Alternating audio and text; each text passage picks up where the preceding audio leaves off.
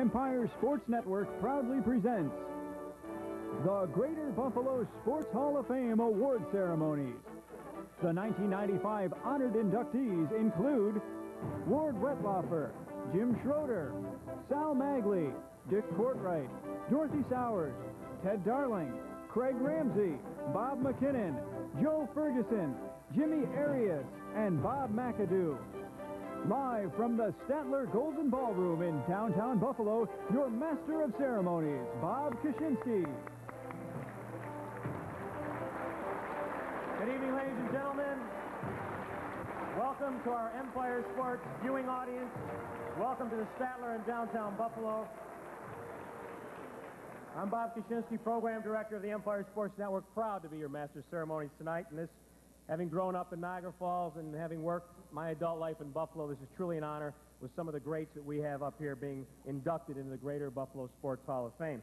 Now, tonight's dinner itself and the broadcast will have laughter, tears, talk of past opponents, some vanquished, some not, goals, opportunities, yes, even mention of crushing defeat. And that's just in Dennis Gorski's re-election campaign commercials. Dennis, you're welcome.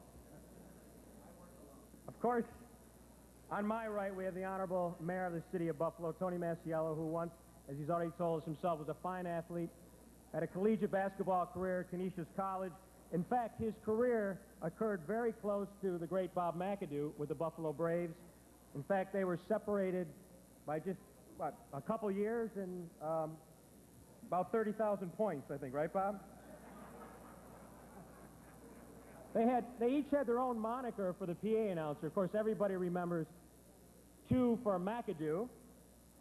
And for Tony, it was, that's his 5th and disqualifying foul. I think that was the...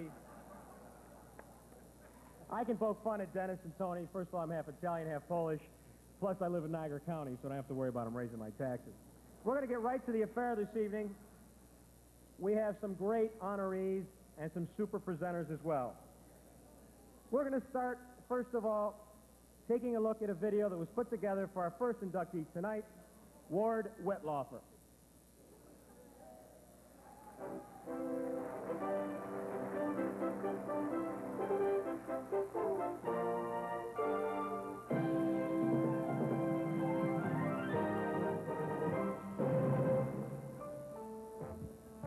Ward Wetlaufer took up the game of golf at the tender age of 10 and for many years trained under the tutelage of longtime pro George Smith. He further honed his golfing skills at Hamilton College, and as a sophomore, the team captain scored his first major victory, a 7-stroke triumph at the World Amateur at the Tam O'Shanter in Chicago. In the following years, Ward began to accumulate an impressive collection of hardware with titles in the East Aurora Junior Masters, the Ahern Cup at Wanaka, the Eastern Amateur Championship, a North-South Amateur Championship, and 14 Country Club of Buffalo Championships. Wetlaufer won the prestigious Porter Cup title twice. While many of Wetlaufer's exploits were local in scope, several of his accomplishments landed him on national and international stages. For instance, he made 2 appearances at the U.S. Open tournament and also competed as a member of the 1959 Walker Cup team, winning both his matches against the British. He was the first Buffalonian to ever qualify and compete in the famed Masters tournament in Augusta, Georgia.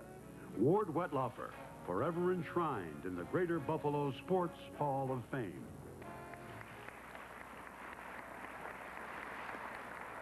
Sponsoring Ward Wetlaufer tonight will be KeyBank, represented by the Senior Vice President, Jim France. Jim?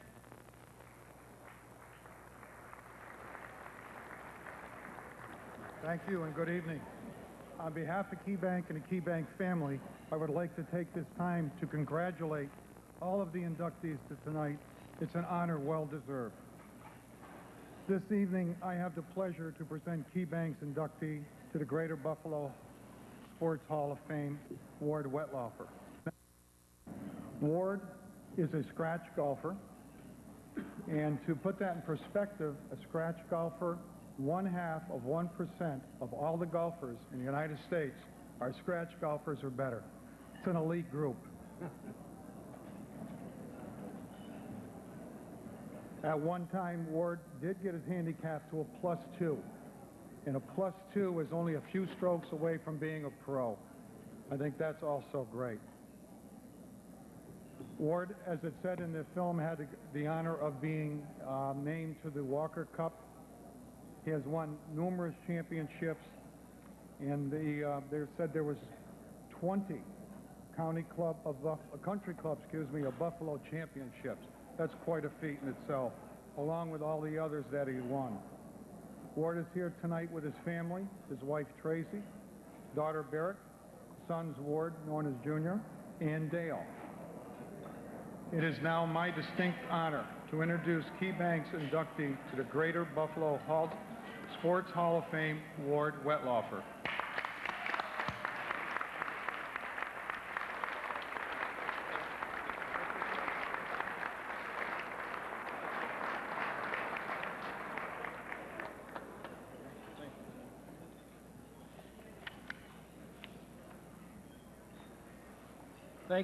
Thank you very much, Jim. Just a quick footnote. My relationship with KeyBank goes back close to 25 years, and it was really nice that Jim could come up and introduce me. I'd also like to thank all the people in the Greater Buffalo Sports Hall of Fame. We started out earlier this year with a high-level executive meeting out at Brookfield Country Club with Steve Ulmer and Rick Azar. And I came back with a couple of their dollars. They were hard-earned dollars, but I came back with them. I'm going to try to keep it short and sweet. But sitting up next to our good Mayor Masiello reminded me of my formative years of playing golf out at Delaware Park. And Tony told me he had never played at Delaware Park, and I said, "You have really missed something." And we used to have some friends over across the park. The Toulouse boys, Dane and Peter Toulouse, both who are now in the antique business. And we were about 14 or 15 at the time, and what we used to do was stand behind the 17th green, which was a blind par 3 hole going across a quarry, which now has been filled in. And we'd wait in the bushes. The green was surrounded by bushes. Balls would come up over and on the green, and we'd run out in the green. No, we didn't steal them. What we did was grab the closest one to the hole and stuffed it in the hole, ran back in the bushes, and watched the fireworks begin. We made a lot of people happy back in those days.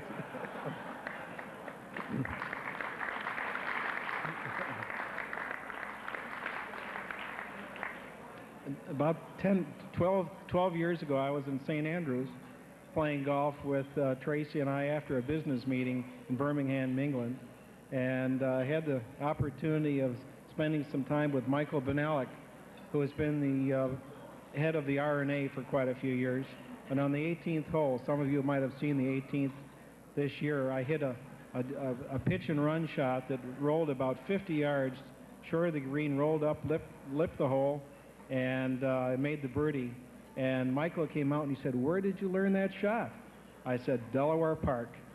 It was hard as a rock at Delaware Park. That's how you learn that shot.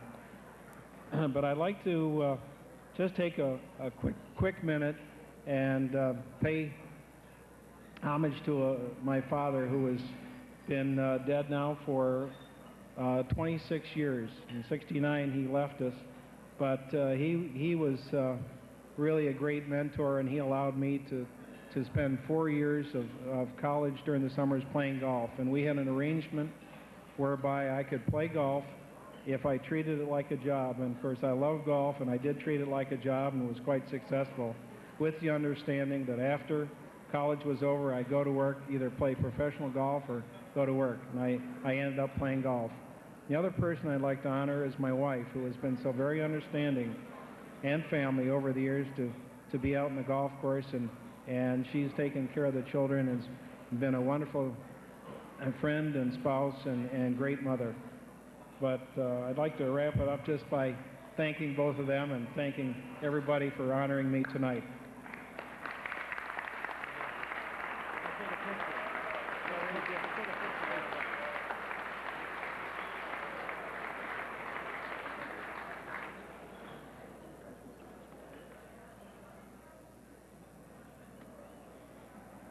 Congratulations once again. I'd like to ask the folks in the back of the room if you could keep the murmur just down to a minimum. I know you're kind of far away, but we'll try to speak up so you can pay attention and listen to tonight's introductions. As I scan the crowd, I see one of my all-time favorites, and he had the opportunity to be up here last year as your Master of Ceremonies.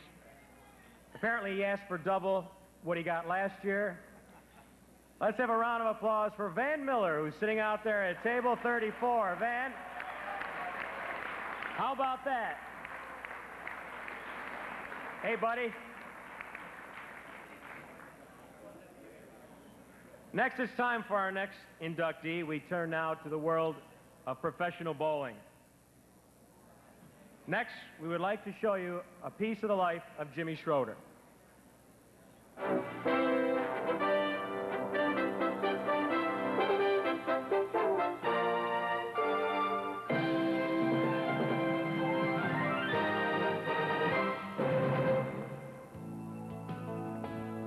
Jim Schroeder's milestones on the bowling lanes include team, singles, doubles, and all events city tournament titles, singles, doubles, and team New York State tournament titles, and a second-place finish in the Classic Division all events in 1968.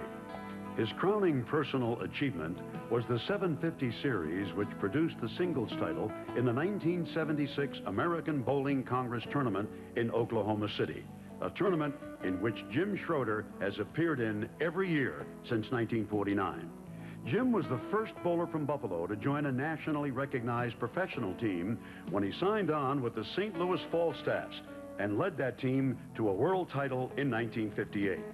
Over the years, Schroeder has been a tireless contributor to the sport he loves.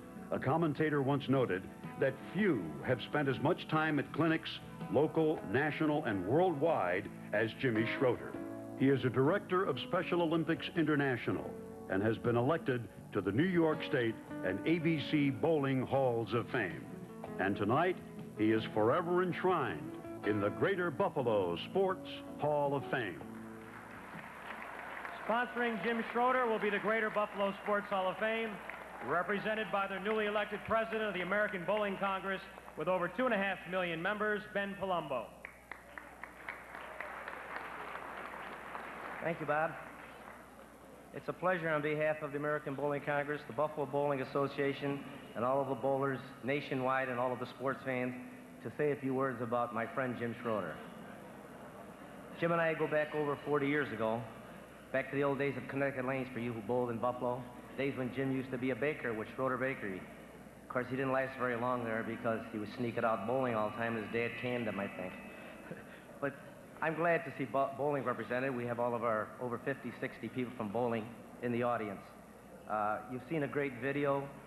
You've read of Jim's accomplishments in the program. They're wide and varied. He's a true sportsman.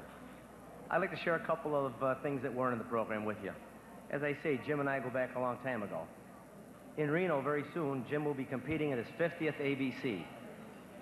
He's got the 10th highest pinfall in the ABC in its 100 years of existence. He's got 87,411 pins. In his ABC tournaments, he's compiled an average of 196.87 for those almost 50 tournaments. That's a great accomplishment. He's got an eagle, as was shown to you, which is a championship in the ABC. But the thing that's even more important, at this time, Jim is still bowling in a couple of leagues, bowls over 200 average, bowled a 300 game about a year ago, and all of this after having a hip replaced a couple, 4 or 5 years ago. Jim is certainly a fierce competitor. He was then, and he is now. Back in the 50s, Jim bowled with the old whiz kids in Buffalo. Jerry Back and Tommy Harnish and Larry Bagney and Gordy McMahon. They won a Buffalo City Tournament Championship back in the 50s. So about 35 years later, they decided to get back together and bowl in our Buffalo Bowling Association tournament. They called themselves the Fizz Kids. They figured after 35 years, they'd take a shot. They won another championship, Jimmy's team. But he's got another side that few people know about. The Special Olympics that Jim is involved in, which is an organization that is the only other Olympic organization that can bear the name Olympic and is respected by the USOC. Takes care of people with handicaps, has a tournament, gives them a lot of fun. But Jimmy has done something that a few people would do. A couple years ago in Minneapolis, Jim went out on his own, talked to friends, proprietors, and managed to get over 200 bowlers who are these handicap bowlers, bowling balls, bags, and shoes, and gave them private instructions, drilled the balls, all at his own personal time and expense. He's a really great, great man, and I talked to a group executive at ABC today, Tom New, and he said, Jim's a wonderful guy. He said if he didn't get into the Sports Hall of Fame or into the American Bowling Congress Hall of Fame because of his prowess, he should get in there because of the human side that he exhibited and all of this good stuff he's doing with the Special Olympics. I've often said of Jim that when he cuts, he doesn't bleed blood. He bleeds sports and he bleeds bowling. Jim is sponsored by the Greater Buffalo Sports Hall of Fame. This fine gentleman is a fierce competitor, but a man who would literally give you the shirt off his back. I'm proud to present you to my friend, a friend of sports, and a particular friend of bowling. Congratulations, Jim, on your induction into the Greater Buffalo Sports Hall of Fame.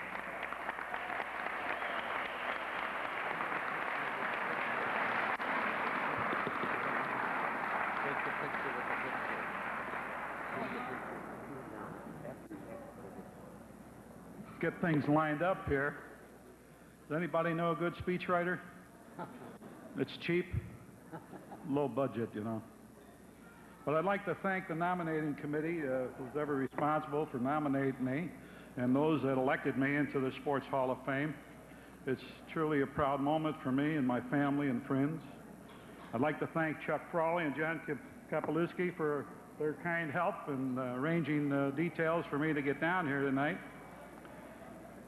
It's certainly not a trail you can go alone. I'd have to say it all started with my mom and dad. My dad was the kind of guy, when I was just a young fella, 9, 10, 11 years old, he took me down the shores of Lake Erie. He said, Jimmy, today you're going to learn how to swim. Took me out in a rowboat and threw me in the water. Now swim, he said. Well, the swimming part was easy. Getting out of that knapsack he had me in there was tough. Yeah, he was a great guy and a bowler. My wife, Joyce, so aptly named the People's Joyce, Ralph Hubble gave her that name, People's Joyce. She's been a great lady and assisted me along the way, coached me, advised me, gave me all the instructions I need to try to be a good guy. You tried real hard, Joyce. I don't know if you made it, but my daughter Cindy was traveling right along. She bowled many tournaments with me in a bassinet. I think the sound of the pins used to put her to sleep. Two great ladies. I couldn't do it without them. And of course, I come from a family of 5 boys, and my dad finally got a girl on the last try. 5 boys and then 1 girl. My brother Gordon was my coach and advisor when I was young and starting out in bowling. He used to sit in a chair and try to give me some instructions. He was also my bookie down at the Rockmar Lanes. His wife Betty here was another supporter of mine. My brother Don. Don was a guy that was always there when I needed him. He always seemed to have money, and I always seemed to be broke. Good guy when I needed him, and good guy that followed me around.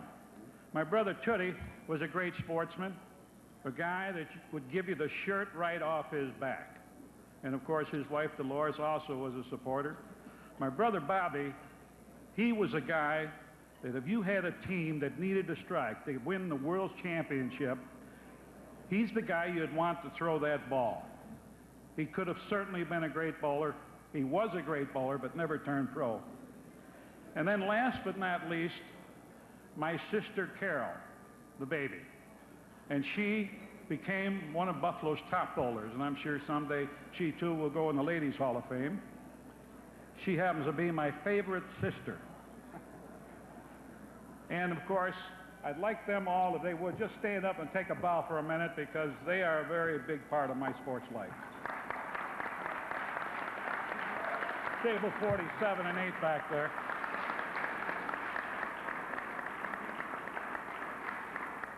And of course, I got many nieces and nephews and cousins in the audience.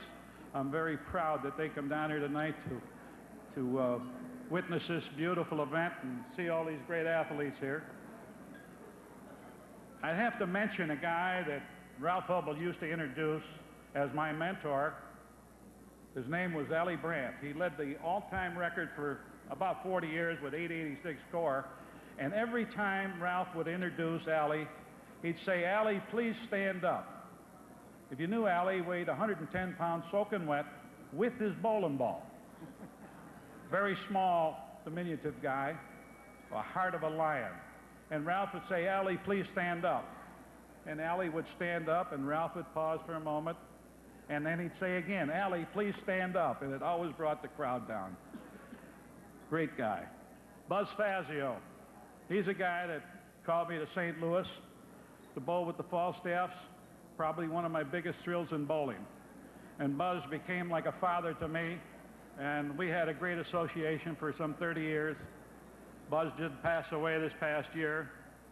I have to thank Buzz for helping me in my career. I bowled with the Falstaffs, the Strohs, the Omaha Packers.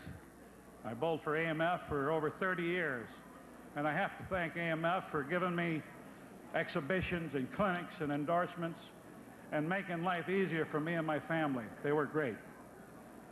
The American Bowling Congress, as Benny told you, has been a very important part of my life. The Buffalo Bowling Association, the Women's Association, the Junior Association, the Suburban Association.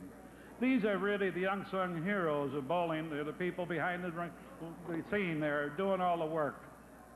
The Professional Bowlers Association, I'm a charter member of the PBA. In 1959, we started the PBA.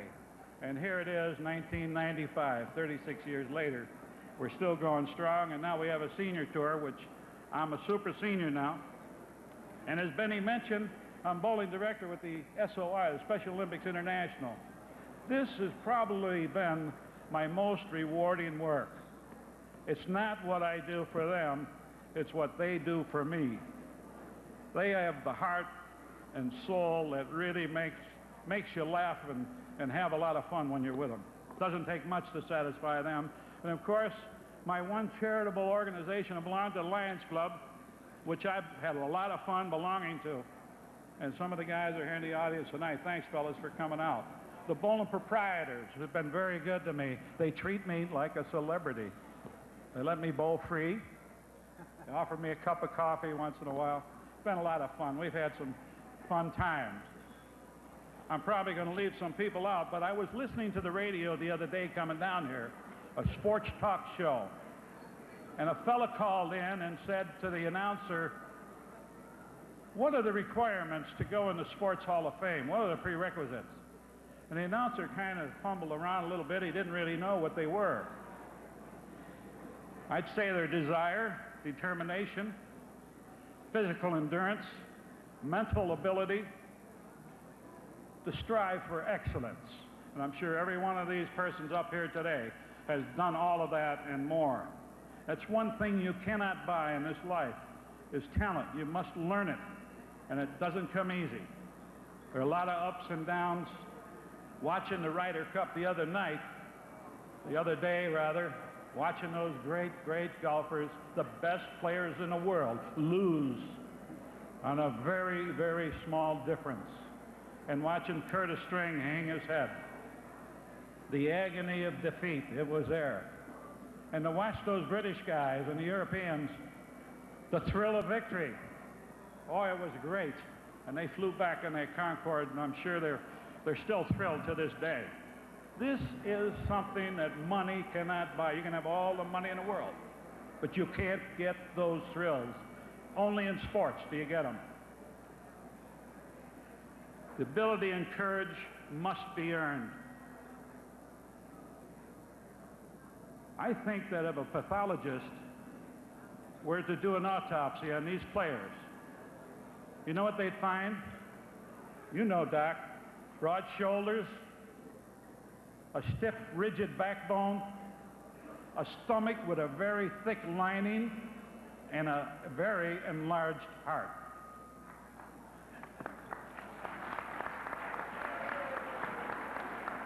In closing, I'd like to say, I get so tired of hearing it. "Jimmy, do you still bowl?" Yes, I do.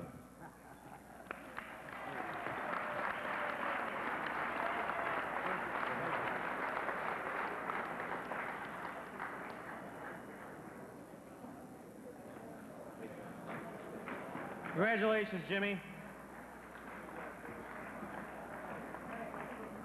If you had paid somebody to write that speech, word for word, you'd be broke.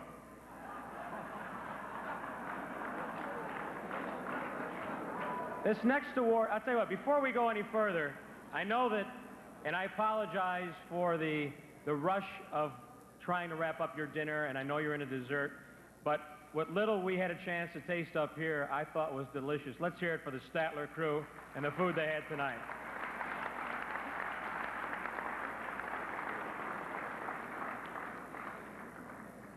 This next honoree is very close to me. I knew Sal Maglie. He not only was an outstanding athlete, but a perfect gentleman.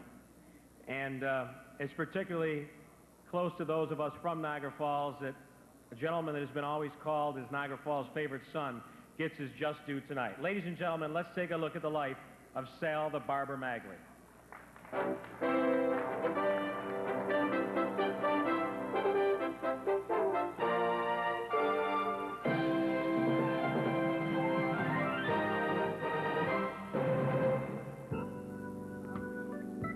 Even the most casual baseball fan recalls that Bobby Thompson's epic home run at the Polo Grounds won the 1951 National League pennant for the New York Giants. But only fanatics are likely to recall that the ace of the Giant pitching staff that season was Niagara Falls native Sal Maglie.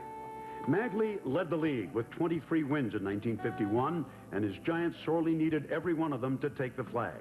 That 1951 season followed a 1950 campaign featuring an 18-4 mark, a league-low 2.71 earned run average, and league-high 5 shutouts.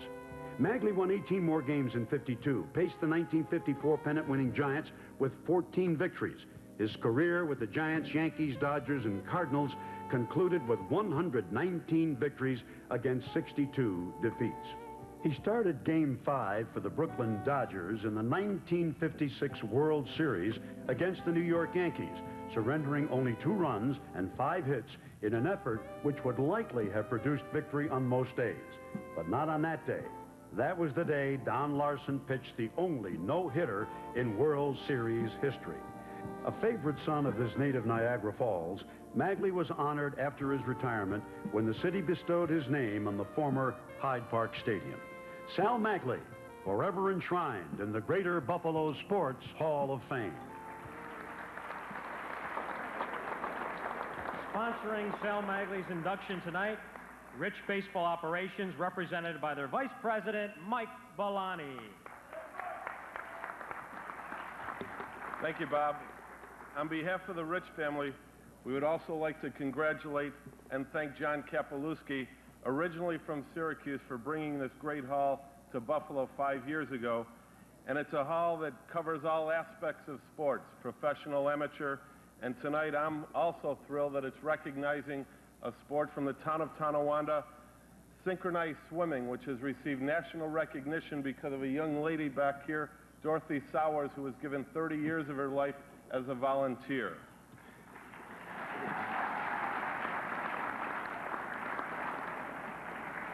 It was an honor for Rich Products to acquire a New York Penn Baseball League team and place it in Niagara Falls because it allowed us to play in a stadium named after the city's favorite son, the baseball legend Sal the Barber Maglie. At the age of 21, Sal was signed by the Buffalo Bisons and pitched here for 3 years, and one of his teammates is here with us this evening, Danny Carnevale.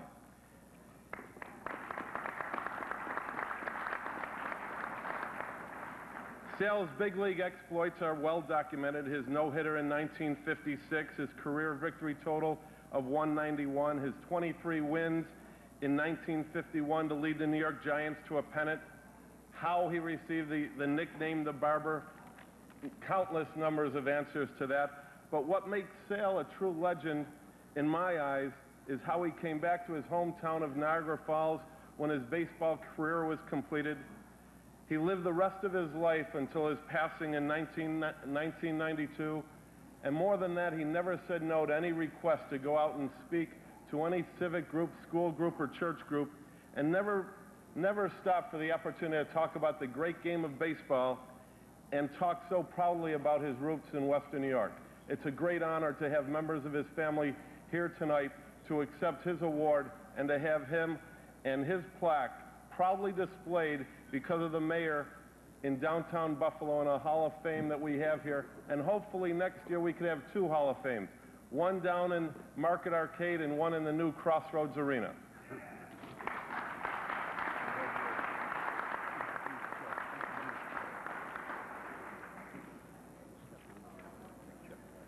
Accepting tonight for Sal will be his son, Joe Maglie.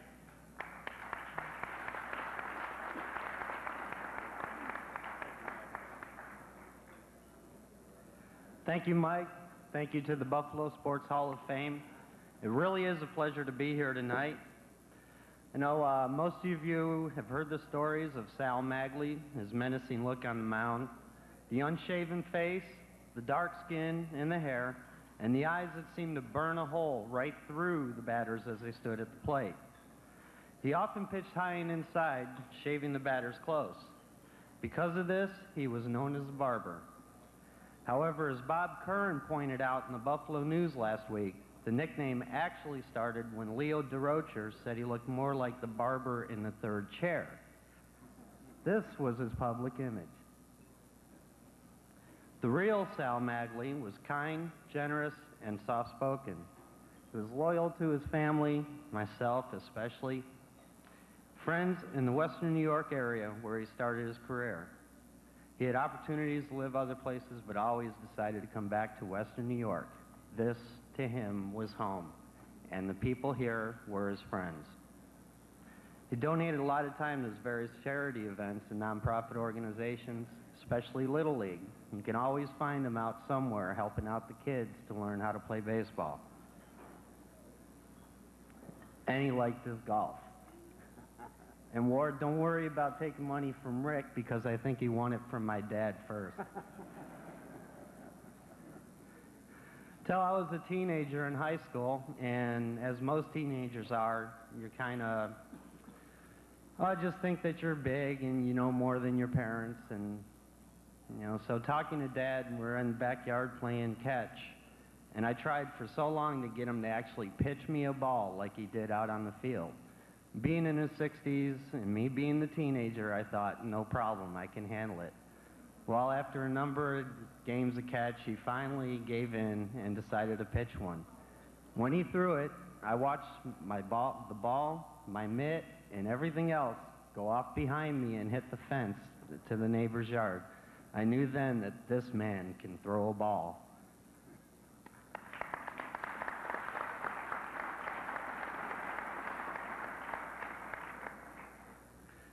So thank you very much. It's an honor to be here, and I appreciate everything this evening. To the Buffalo Hall of Fame and to everybody for coming out. Thank you.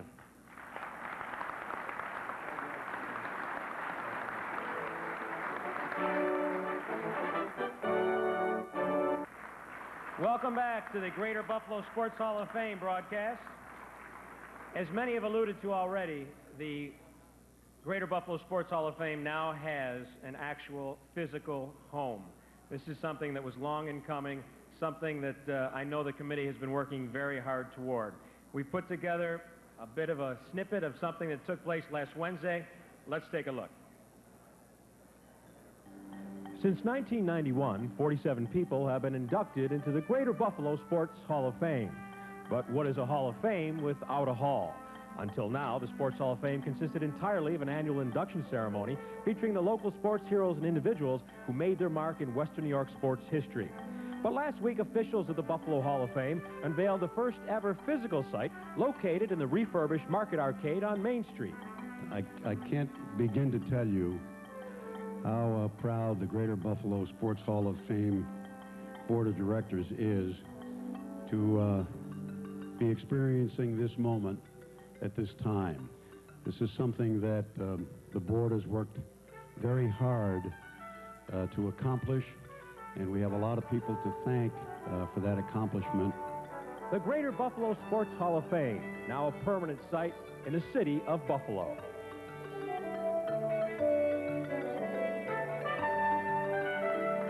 Thank you, Bob.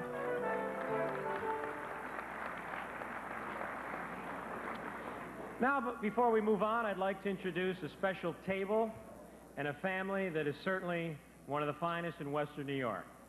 Ladies and gentlemen, at table 23, let's have a nice round of applause for the DiPaolo family, Ethel, Dennis, and crew. Where are you?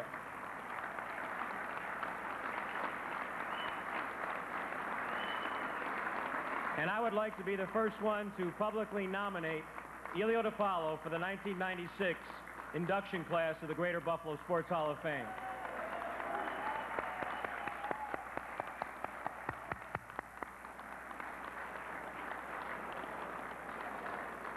All right, Kumba. Next, it is time to move on for yet another introduction and an inductee. Let us turn now to look at the life of Dick Cortright.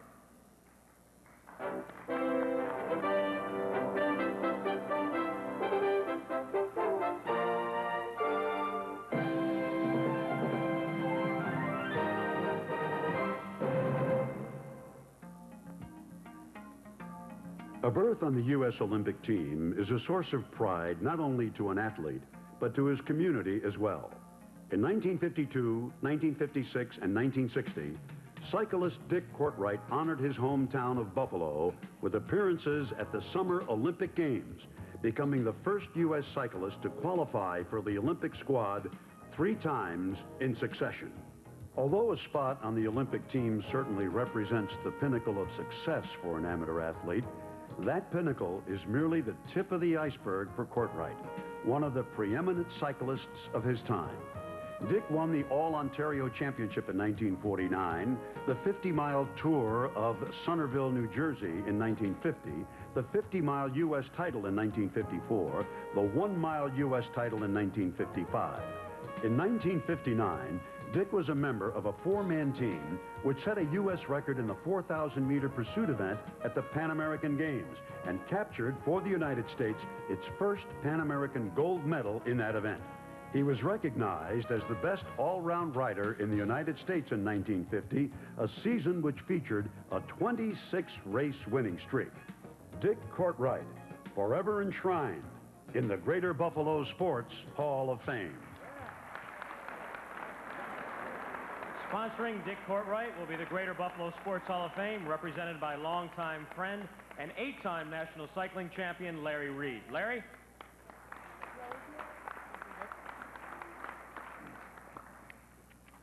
I am proud to be here tonight at the Greater Buffalo Sports Hall of Fame dinner. I'm proud to know Dick Cortright, and I've talked to a lot of people in the last few days that Dick is going to be inducted into the Greater Buffalo Sports Hall of Fame, and cycling enthusiasts all over have said, yay, it's about time. And they're very pleased. Everybody I've talked to in Buffalo, in Ontario, in Western New York, and even someone in Chicago is very glad to hear that Dick is being taken into the Hall of Fame. I'm sure you all saw, or will soon see, the excellent article on Dick in the Buffalo News this afternoon. They did a very good job of covering some of the very things I was going to talk about. So I have nothing much to say, except to remind you that Dick has done some wonderful things. Now, I'm still in awe of what I've found out about him in the last few days. It's just happened that one of the first races I ever rode in, the Tour of Cheektowaga in 1965, Dick Cortright was already to retire from racing. So there was a lot I could have learned about racing when he was ready to retire, but he got into the restaurant business, and then he went to work for the post office. So it seems like our paths very seldom crossed. But still, as I look back on what Dick has done, what we saw in the video, what I read in the record books, the clippings I cut out from the paper, from the Courier Express in 1965 and 66, I'm still in awe of all the things that Dick has done. One of the things the video didn't mention was that in 1949 he rode the Tour of Mexico. That's a 14-day stage race, and it's an accomplishment to last 14 days of straight racing. Now, you're all familiar with the Olympics. And you're all familiar with the Tour de France. Now, one of the things that made the difference between Dick riding in the Tour of Mexico and riding the Tour de France is money. And that's one thing that Dick was able to do all of this on this side of the Atlantic because he didn't have the major sponsors like Coors Light and Motorola and so on that put a lot of dollars into the sport today. Dick didn't have the $1.5 million sponsorships. So Dick was able to ride the Tour of Mexico. He was able to annex a number of U.S. championships. He was able to race the Tour of Somerville on a track bike, one of the only track bikes in the race. His foot came out of the pedal in the last mile. He finished the race by himself, even though his foot was off the pedal because he had such a big lead. And it was a new record for the Tour of Somerville. And speaking of money, by the way, you know what he won? The prestigious race, the Tour of Somerville, is now 60 or 70 years old. He won a live pig. That's how much money there was in the sport back in those days. And sometimes we wonder, what would it have been like if Dick had have been in the sport when there was money to go around, when we could send a team or two teams or 3 teams to the Tour de France. We could send teams to Europe.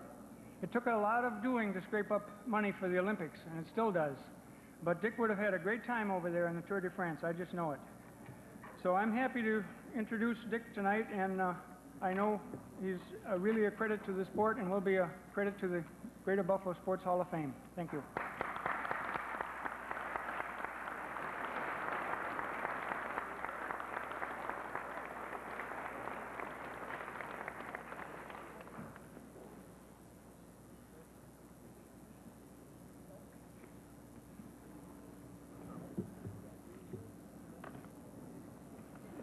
Thanks, Larry, for that very fine introduction. That pig, by the way, weighed 100 pounds, which they sent me $10 for. So. But it seems, listening to Larry, well, the older I get, the better I used to be.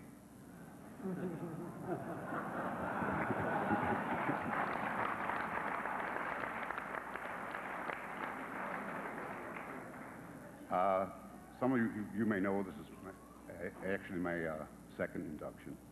The first wasn't a black tie affair with cocktails and dinner. It was very informal. Come as you are. That was in 1951 when I got inducted into the United States Army. This isn't a trick, by the way, is it? This moment is very special to me. Many distinguished sports people have come from and through the portals of Buffalo. I am very honored and deeply humbled to be so fortunate. I would like to thank the Greater Buffalo Sports Hall of Fame and all of the very dedicated directors, especially John Kapleski, Rick Azar, Charles Froiley, and a very special thanks to Bob Militello.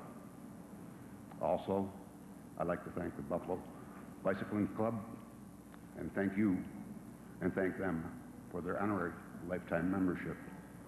And also, a very special thanks to Glebe Hill Athletic Director Carl Keuris. Thanks, Carl. What does it take to win? It's easy. Just this. Determination, discipline, and pride. And I might add 10,000 hours of hard work.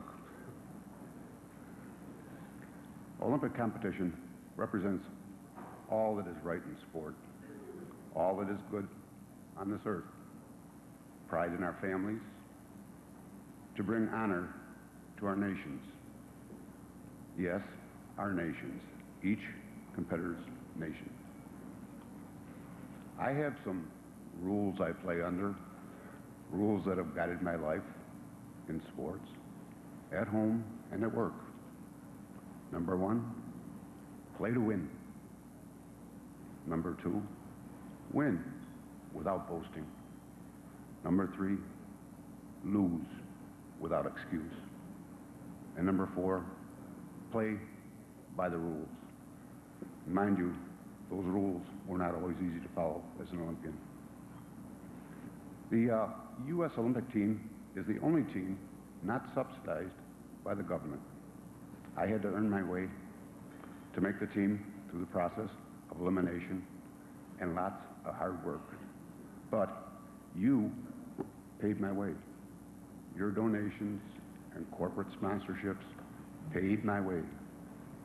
Maybe you didn't, but possibly your mothers and fathers did. In my case, it was probably your grandmothers and grandfathers.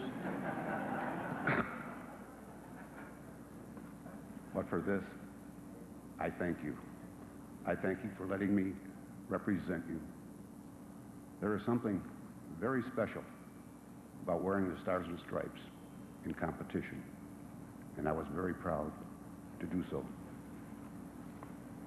To my kids, Cindy, Dick, and Kathy, thanks for your help and your support. Although I think you were all too young to know what you were supporting. Like Mom would say, hey kids, Dad just won. Won what? The bike race. Yay.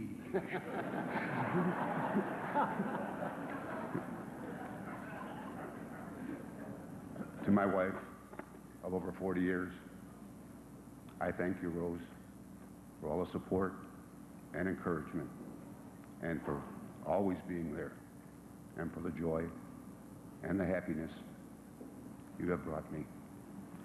Where are you, Rose? Stand up.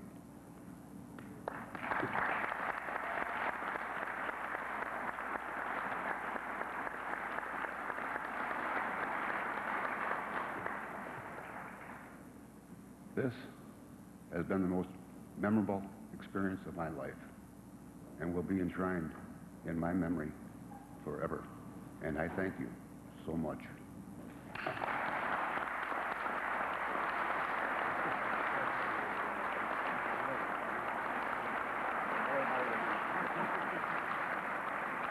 That was great.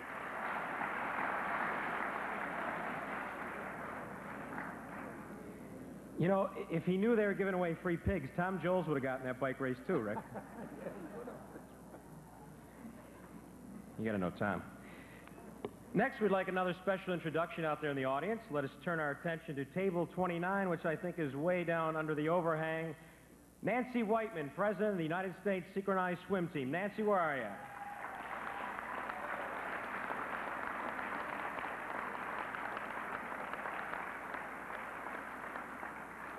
And of course, that segues us right into the next inductee, Dorothy Sowers. Take a look.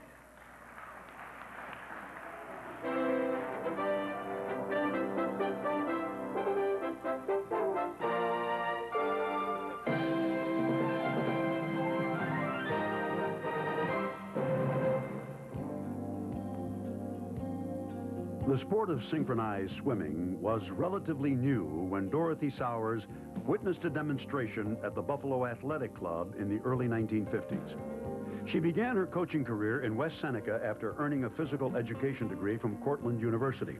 In 1961, she was tapped by the town of Tonawanda to run its synchronized swimming program and founded the town of Tonawanda Aquettes. Since that time, Sowers has compiled one of the most amazing records in all of local amateur sports. Over the years, her teams have won more than 1,500 titles in regional, sectional, and national competitions, including national junior Olympic and junior national team titles. The Aquettes dominated the early years of the Empire State Games, winning every medal in every synchronized swimming event during the first 6 years of the Games. Today, the Tonawanda Aquettes are widely recognized as the best synchronized swimming team in New York State, as well as one of the premier teams on the East Coast. The Aquettes were once described as the embodiment of their coach: tough, competitive, committed. These lessons have been well imparted to every young woman who ever shared in the legacy of the Aquettes and their longtime single-minded coach, Dorothy Sowers, forever enshrined in the greater Buffalo sport. Sponsoring Dorothy Sowers, the town of Tonawanda and the alumni and friends of the Aquettes, represented by the chairman of the Parks and Recreation Committee for the town of Tonawanda, Councilman E. William Miller. Thank you, Bob. It is a pleasure to be here tonight. You know, Dorothy is a coach. And a coach is somebody that makes an athlete good. And she has 60 girls every year, which she makes good for 35 years, that have won many, many awards. But the thing you have to remember, it's the thing other than synchronized swimming that is so great with Dorothy and the Aquettes. The girls learn proper food, how to say thank you, how to take care of their money, proper health, good exercise, politeness, courtesy, friendship, and volunteerism. I guess that could go on. I could tell you many, many stories, and Dorothy has many to tell. But it is our pleasure to have her here and induct her in the Greater Buffalo Sports Hall of Fame. I was going to tell you Nancy Whiten from U.S. Cinco, the president, was here, but Bob took that away from me. But here's Dorothy Sowers, the coach of the Town of Tonawanda Aquettes.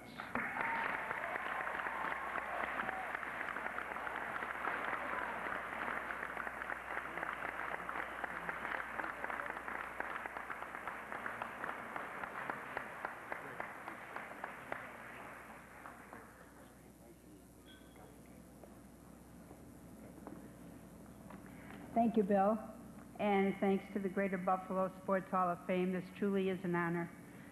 And it started with a jellyfish float. I mean by that statement that if it hadn't been for the summer Learn to Swim classes at the New Kensington High School pool, I might not have had a rewarding life in sports, namely synchronized swimming. I learned to swim in those summer afternoon classes, and when I started as a freshman at Kensington, I became totally hooked on water shows. My swimming teacher was Marie Felser, who I feel has to be looking down smiling tonight. Marie encouraged me to get a degree at Cortland State, even though I just wanted to be a swimming teacher. After graduation, Marie told me about a new sport I was going to love. "What is it called?" I said. She answered, "synchronized swimming." And the Canadian champion June Taylor and her coach Billy McKellar are coming to do a demonstration at the Buffalo Athletic Club. Marie was right. I did love it. I went on to include it in my classes and water shows at West Seneca High School. Charlie Sowers and I were married after 5 years, when Mary Beth, our daughter, was born, I gave up full-time teaching. I tried substitute teaching, and that was very painful. But I did enjoy teaching adult education in Williamsville. Then I heard there was a part-time position open in the Town of Tonawanda Recreation Department for a synchro swim coach. It was a happy day when Frank Deemer hired me, and we started the Town of Tonawanda synchronized swimming team. The years have been spent seeing many athletes come and go. Girls with whom I spent so much time, so many days. I remember the girls who could not be held back, who were shining stars, who made the most complicated underwater movements look effortless. I remember those to whom everything was an arduous task, requiring hours of practice. I remember those who came to find glory, and they found freezing water, green hair, and red eyes from chlorine. But they all wanted to give of themselves for the good of the team, and it worked. The Aquettes have earned success starting at a time when media coverage placed our news on the society page or buried it in the obituaries, until now when we are on the sports page along the Sports for Men, and even on Prime TV, as synchronized swimming is one of the first sports to be sold out for the '96 Olympics in Atlanta.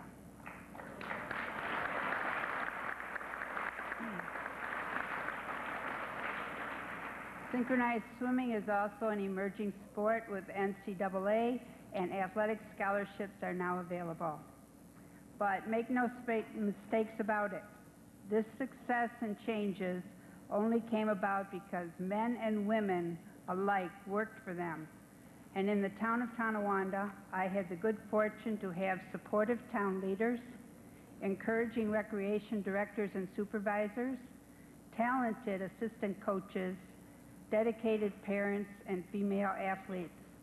They have all given their strength and their spirit to the aquettes and synchronized swimming. I owe them all my thanks. I owe my husband Charlie and our daughter Mary Beth, her husband Tim, and our grandsons Robbie and Kevin my deep thanks for all the patience, care, and concern that they have poured out over the years, as well as the continual support of the rest of my family and friends. One thing I know for sure, awards like this are not earned alone. No one makes it alone. So I need to thank all those people, town leaders, Parks and Recreation Department people, aquat coaches, parents, athletes, family, and friends. They all have my respect and my love. Thank you.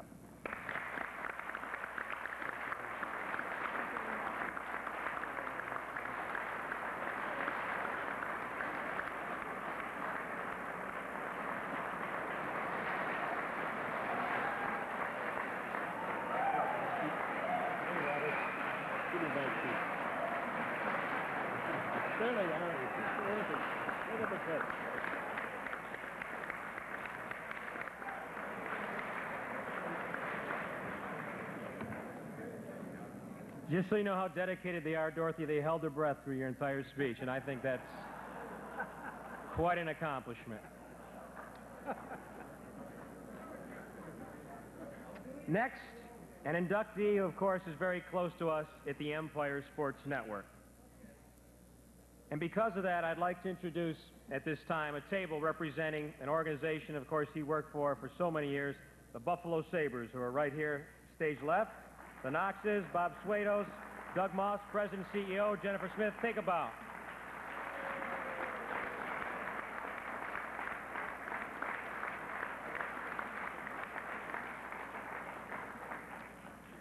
Our next inductee, of course, the great Ted Darling. Let's take a look.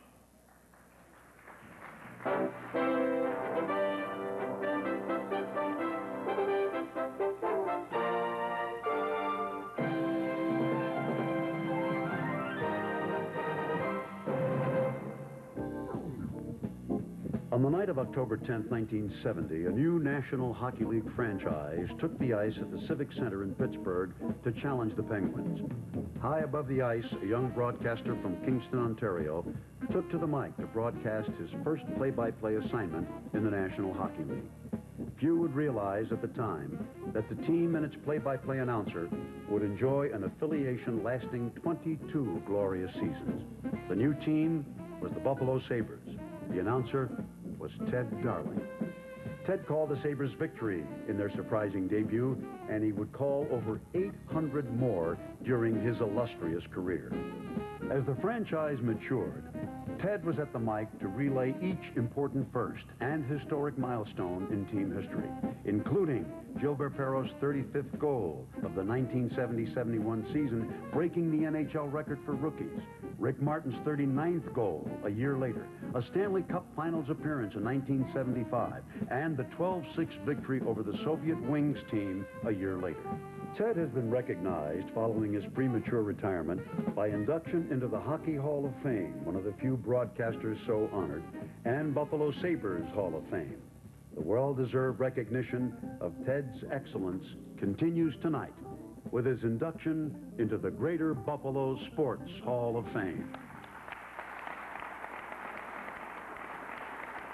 I'm proud to announce that Ted Darling's induction is being sponsored by the Empire Sports Network, Adelphia Communications, represented by Vice President and General Manager Ron Bertovich.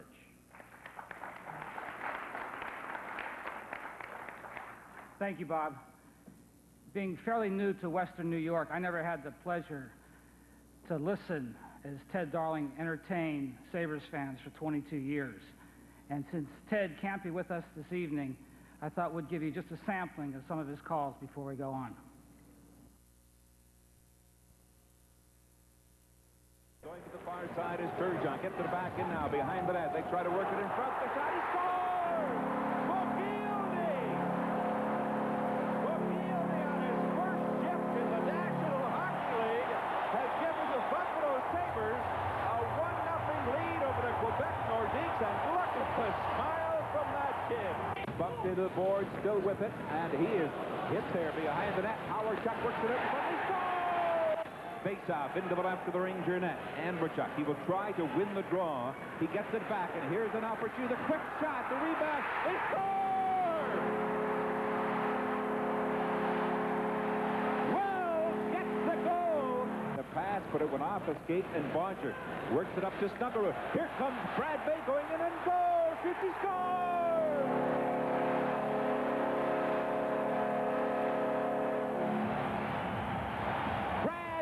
Has given the Sabres a 2-1 lead.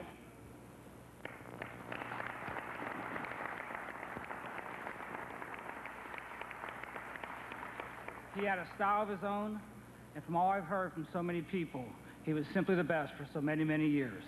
So on behalf of the Regas family, Adelphia Cable Communications, and the Empire Sports Network, it's my honor to present for induction to the Greater Buffalo Sports Hall of Fame, Ted Darling, represented tonight by his lovely wife, Sheila Darling. Sheila? Thank you very much, Ron. Good evening, everyone. It's an honor for me to be sitting up here with such an array of stars. I almost feel like one myself. I want to thank the Greater Buffalo Sports Hall of Fame Committee for electing Ted to the Hall of Fame. I have such mixed emotions tonight. First of all, I'm scared to death. But Joe Maglie told me to watch a chandelier at the back and I'd be all right. Second, I'm honored and so happy for Ted to have received such a prestigious award, especially since it has been voted on by so many of his good friends and colleagues who I see here tonight. It's also kind of sad for me to be accepting this award for Ted when we all wish he could be standing up here himself. However, as you know, Ted has Pick's disease, which is similar in its progression to Alzheimer's, and unfortunately, he is not able to even comprehend the honor accompanying this award. But we, his family, all do. Ted and I have 6 children, and 4 of them are here tonight. I'd like to introduce them to you because they are the greatest joy and source of strength in our lives. And boy, do we need them all now. Would you stand up? I have...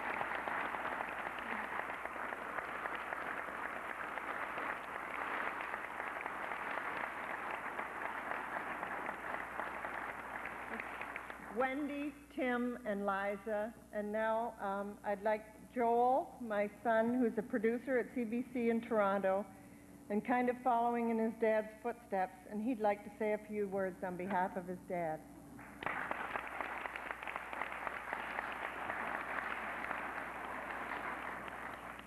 Like my mother said, we both wish that my father could be here tonight. It's a shame that someone who was so gifted and comfortable behind a microphone is now unable to perform what really was his greatest strength. It's a tremendous honor for my dad to be inducted into the Greater Buffalo Sports Hall of Fame and to be associated with a head table here that has left so many images with Buffalo sports fans. When he was inducted into the NHL Hall of Fame last fall, it was an honor beyond his wildest dreams. Tonight's honor may be even more rewarding for him because of the number of people in this room that he calls his friends, and that Buffalo is his home, and that he spent 22 years here calling play-by-play for the Sabres. While most kids grew up in Canada and wanted to be NHL hockey players, my dad's dream was to be an NHL play-by-play announcer. And that dream was realized in 1970 when he came here as the voice of the Sabres. My mother reminded me of a story last night, and my dad never had an easy time telling this, but I'm gonna tell it. His first job involving the NHL was when he was host of Hockey Night in Canada back in the late 60s. And he used to commute from Ottawa to Montreal on Saturday nights to host the show. And partway through his first year, he was approached by a guy on the dining car who had had a few drinks. And the guy said, "Hey, I know who you are." My father sort of straightened his tie, was very proud that somebody actually recognized him. And the guy said, "You're the guy on television who says, 'Welcome to Hockey Night in Canada, I'm Ted Darling.'" Well, before my dad could enjoy the moment, the guy said, "Well, I'm the guy who sits at home and I don't give a crap."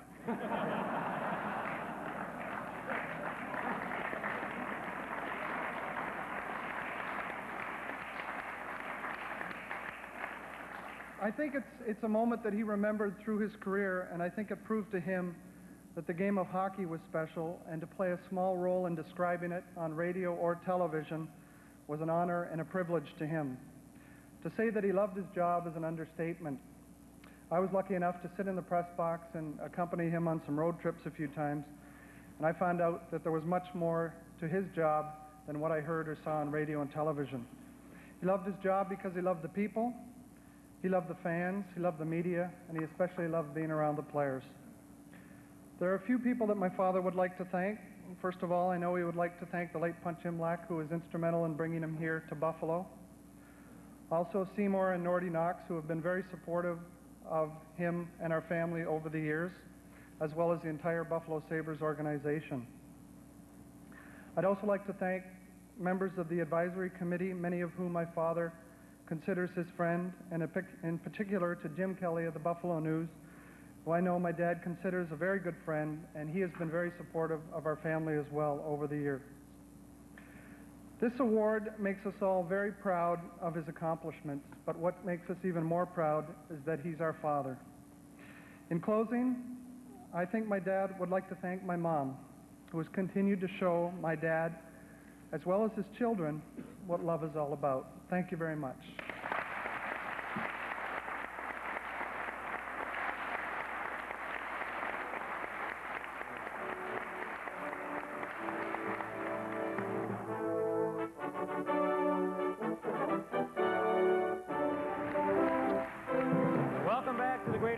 Sports Hall of Fame, live right here on the Empire Sports Network. It is now time, as we continue on our theme of hockey, to take a look at a guy, one of the true gentlemen of the game, one of the finest players ever to don a Sabre uniform. Let's take a look at Craig Ramsey.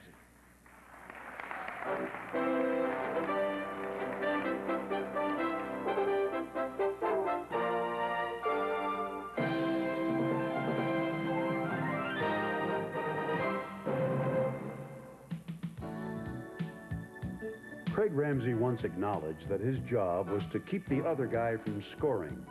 However, he was quick to admit pride in his scoring ability and career point totals. Indeed, the 1971 second-round pick of the Sabres tallied his first 3 NHL goals in the same game. In the 1974-75 Sabre juggernaut, the so-called checking line of Luce, Ramsey, and Gare accounted for 90 goals, second on the club only to the explosive French Connection. Indeed, such a total compared favorably with that of the top lines on many teams, lines that weren't saddled with the responsibility of killing penalties. While most Sabres fans are very aware of Craig Ramsey's defensive skills, many would undoubtedly be surprised by his impressive career scoring statistics. They include 252 goals, 420 assists, and 672 points, 4th on the Sabres career list. With tonight's induction, Craig is duly enshrined beside teammates Perreault, Martin, Robert, and Gare. Craig Ramsey, forever enshrined in the Greater Buffalo Sports Hall of Fame. You'll be happy to know that Craig donated that hair to Danny Gare, so it's still with us. Craig Ramsey has been sponsored by the Buffalo Sabres, of course, and represented by the chairman of the board of the Buffalo Sabres, Seymour Knox III. Mr. Knox.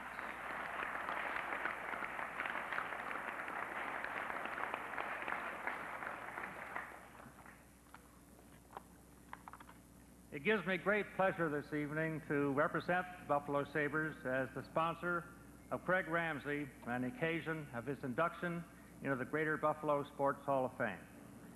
Furthermore, I am very proud of the fact that Craig chose me to say a few words on his behalf. Craig Ramsey was the Iron Man of Buffalo hockey, playing a National Hockey League record streak for one team of 776 consecutive games in Sabres blue and gold, before he was sidelined with an injury on February 12, 1983. He was considered one of the NHL's most intelligent hockey players during his almost 14 years in the league, and won the Frank Selke Trophy as the NHL's best defensive forward in the 1984-85 season. Always a favorite of Sabres fans, he also received a great deal of support every year in the voting for the Lady Byng Trophy, which is awarded to the player exhibiting the best type of sportsmanship and gentlemanly conduct combined with a high standard of playing ability. He and his line mate, Don Luce, were extraordinary penalty killers and annually were considered to be the best in the league. Yet somehow facts don't do Craig Ramsay complete justice. Refer to someone as a Craig Ramsay type of player, and hockey people know exactly what you're talking about. That someone would be extremely intelligent in his play, a clean performer. 34 penalty minutes in one season was his career high. A good scorer at one end and a great defender at the other end of the rink. After his playing career ended 10 years ago, Craig served in the Sabres front office as a member of the hockey department after stints as Sabres assistant coach and head coach.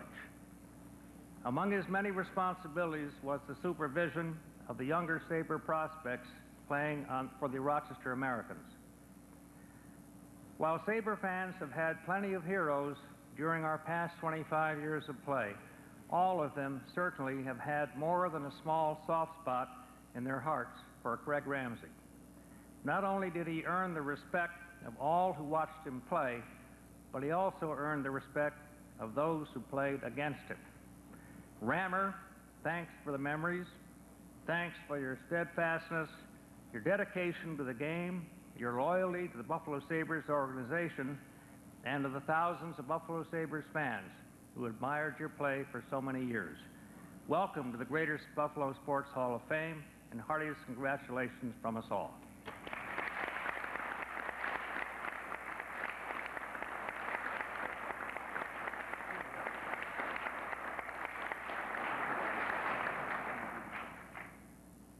I should have had that speech and perhaps the highlight tape when I needed a contract.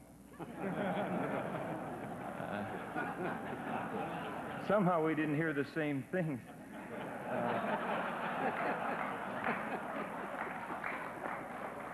But I just have a special welcome to Sheila, Ted, and the family. He was really a special guy and a wonderful friend of all of us in the Sabres. I'm the wrong guy if you want to make up 9 minutes, but I'll do the best I can. Ted actually, I don't know if how many people know it, but Ted actually did one game after the blizzard. He did it from home with Joel as his assistant, if I'm not mistaken. And that was quite a performance that nobody brought up, but Ted was really a special guy.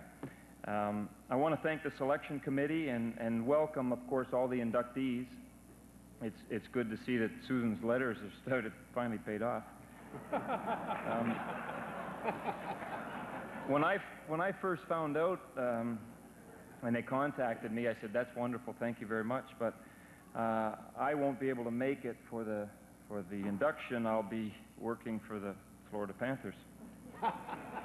Brian Murray had a big surprise for me. Not only could I come early, I could stay late.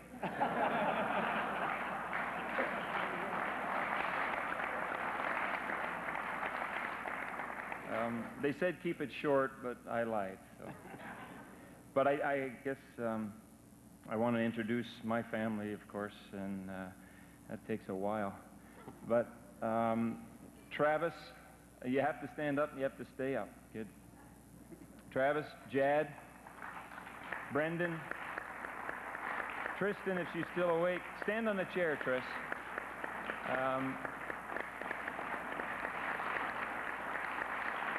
I'm not done. My mother is here, and I have to have my mother stand up. That's a girl. I knew you could do it. My father-in-law, Jack, I tried for years to get him to stay away. I gave him those tall orange tickets right up at the top, and he just keeps coming. Jack.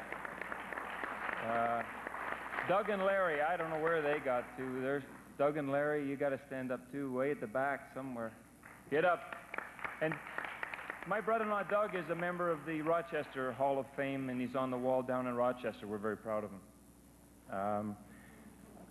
Yeah, you can sit down now. Oh, I forgot. Susan. I forgot about that. But my wife, Susan, a wonderful girl who stuck with me for all this. I knew I should have written your name down. My career in Buffalo was so rewarding and to come back tonight, but what makes it special are the players that you meet and grow up with. And the alumni table over there, it's hard to see them, but I think Larry's still here. Larry Playfair, Derek Smith, I believe, is president, and Bill Height. And you should never do this, I know, but Bill Height played with Billy for a long time, I think 13 years with Billy, and probably the most underrated Buffalo Sabre ever to play, and maybe in the league.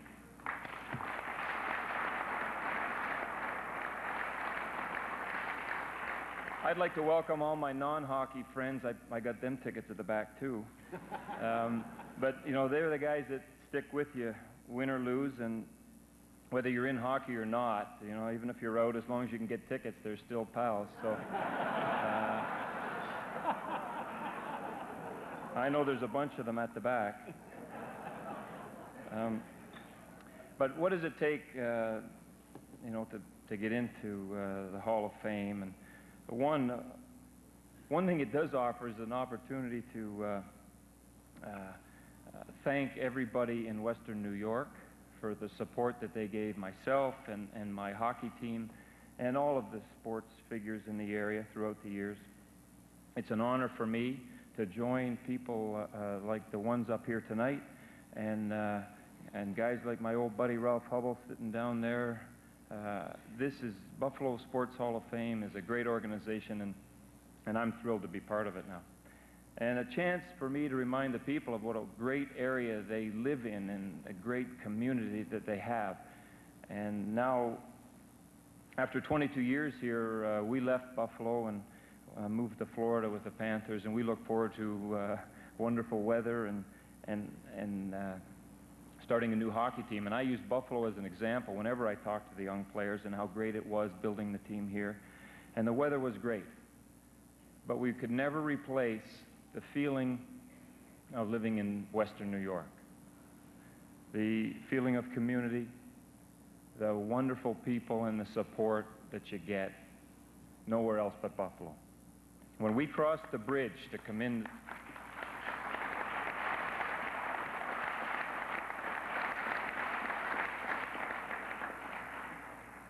when we crossed the bridge to come in, I think everybody in the van, that whole squad, looked up and said, you know, this is home. And for us to come back is a wonderful privilege and an honor. Thank you very much.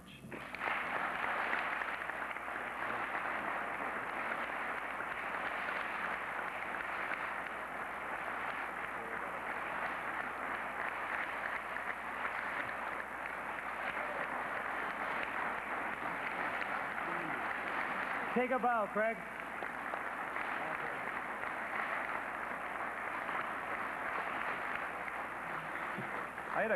I had a little longer speech. I had a couple of shots for these guys beside me, but with that 9-minute deal, I guess I had to shorten it up. But thank you very much for everybody. Thank you. Okay, next a couple of special introductions. First of all, I'd like to introduce the head coach of the Canisius Golden Griffins, John Beeline, who, Johnny's still with us underneath the archway there. Is John there? And I hate to do this to you, John, but now I've got to introduce the coach of the Niagara Purple Eagles, Jack Armstrong, who I think is right out here in the middle somewhere. Jack, where are you? There he is back there. You always had pull at the Statler, didn't you? Okay, next, keeping in line with our basketball theme, it is time to bring up a gentleman and show you a video on a man who certainly deserves induction in the Buffalo Sports Hall of Fame, Bob McKinnon.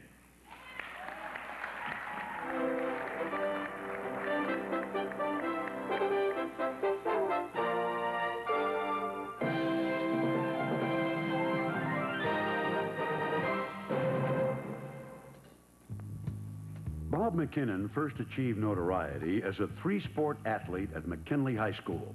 He was an all-high choice in basketball 3 times, establishing a Yale Cup scoring record. He excelled in football as well as an all-high halfback, and he also won all-high honors in baseball in leading the Macs to the 1946 city championship. Although McKinnon played baseball at Canisius College, he majored in basketball at the Golden Dome.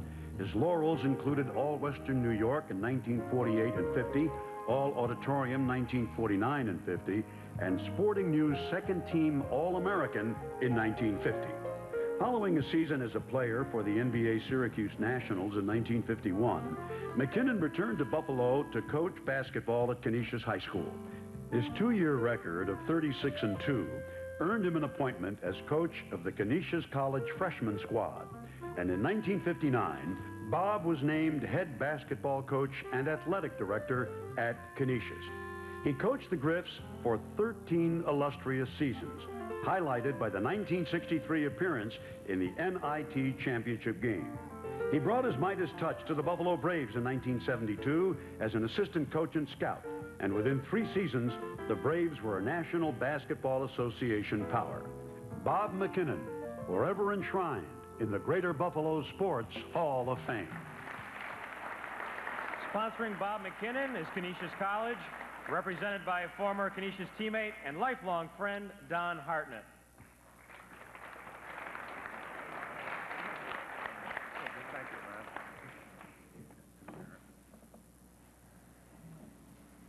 On behalf of Canisius College, it's certainly my honor to introduce Bob McKinnon into the Greater Buffalo Athletic Hall of Fame. He's a fellow I met in 1947 when we became teammates at Canisius College. In noticing that clip there, I think a few things were overlooked as certain phases of his career progressed. For those of you who have played for Bob especially and know him, he's a rather conservative individual, certainly not flashy, but the year I first met him in '47, he used to wear a bandana on his head running up and down the odd court, if you can imagine that.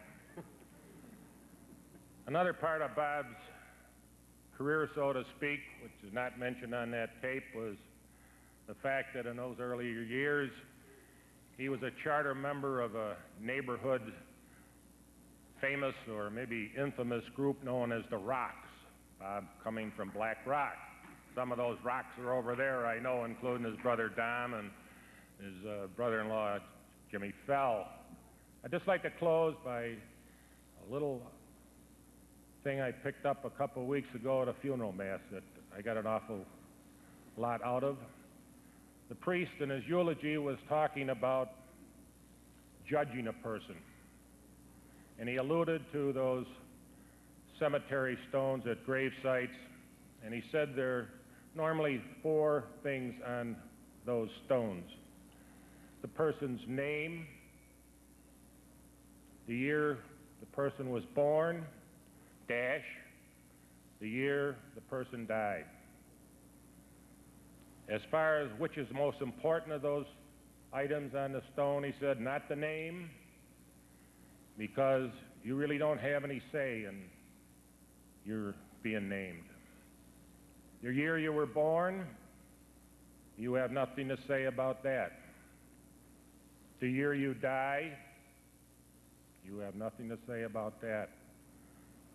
What a person is judged by is that dash between the year of birth and the year of death. And someday that dash for Bob McKinnon is going to reflect a class act from beginning to end. Bob, I want to...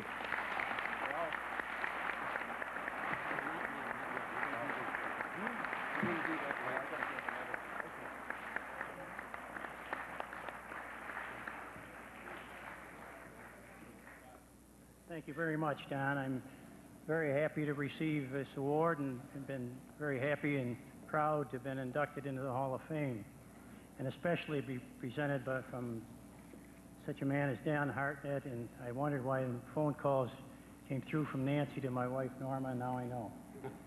I would like to introduce my family to you. I'm very proud of them, and they're very proud of the award that I received this evening.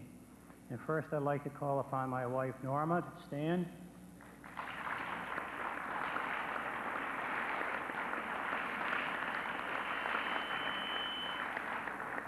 My daughter, Kim, who is a teacher at South Park High School.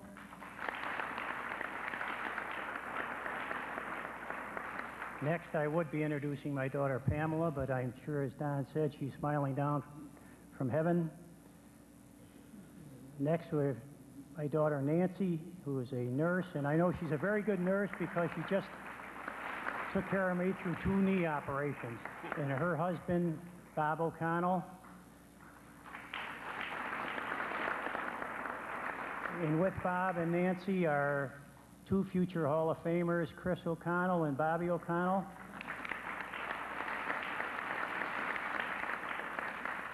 And my son, Bobby, I'm very proud of him. He's been an assistant coach for 10 years in the college ranks, and he's going to make someone a very fine head coach someday. And his wife, Suzanne. And last but not least, our baby of the family, Lisa, who came in from Washington and came in with a little 4-month-old boy, and we're very proud of her. Also sitting at table number 8, Bob O'Connell's mother, Kay O'Connell, who came up from New Jersey, is in. Kay. And Bob and Grace Lemens, Bobby's in-laws. We're very happy they're here, and they're very fine friends of ours. Seated at table number 7, and I would like to have them stand. I know I'm taking a little bit of time, but I've got to get through this group of guys or they're going to shoot me. The first sports hero that I've ever had was a guy that went to McKinley before me. He was an all-high football, basketball, and baseball player, and he helped lead the way for me. He's my brother Don, and he's with his wife Florence.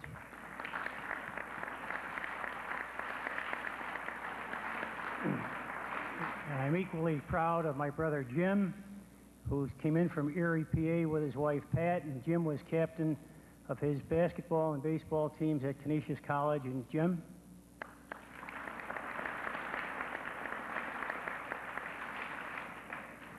The next young man I'm introducing is a guy I played a lot of amateur ball with. And I must say he outplayed me in a game when we played Riverside and McKinley, and this is the way I have to introduce him, my brother-in-law Jim and his wife Shirley.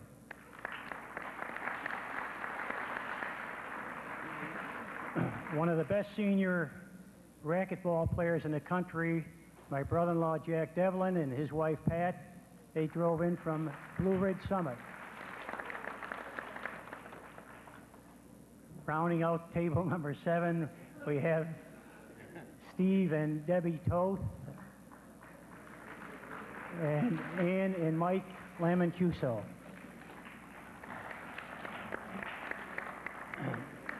I would like to thank all of the Canisius people that are here this evening, and thank the mayor for his fine remarks and the complimentary remarks, and also all of the fellows that came here, Dennis Misko, Terry Connors, Kevin Spittler, Tim O'Mara. You guys know where you stand in my heart. I've always loved coaching you, and I've got many fine memories. Thank you very much. Thank you all.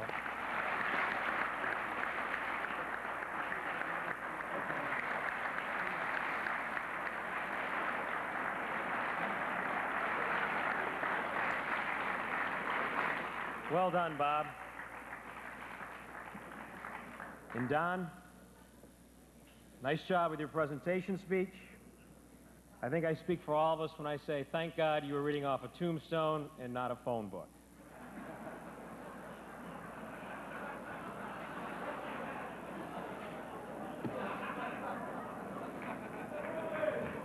Next up, we're going to introduce the table featuring several of the members of the Buffalo Bills front office.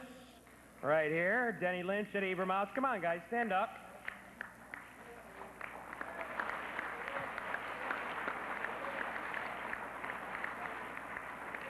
Apparently, Ralph Wilson did not buy a ticket tonight. He's watching this in a bar in Orchard Park, I believe. Luckily, we're on satellite. Next, it's time to feature one of the finest players ever to don a Buffalo Bills uniform. Of course, let's take a look at quarterback Joe Ferguson.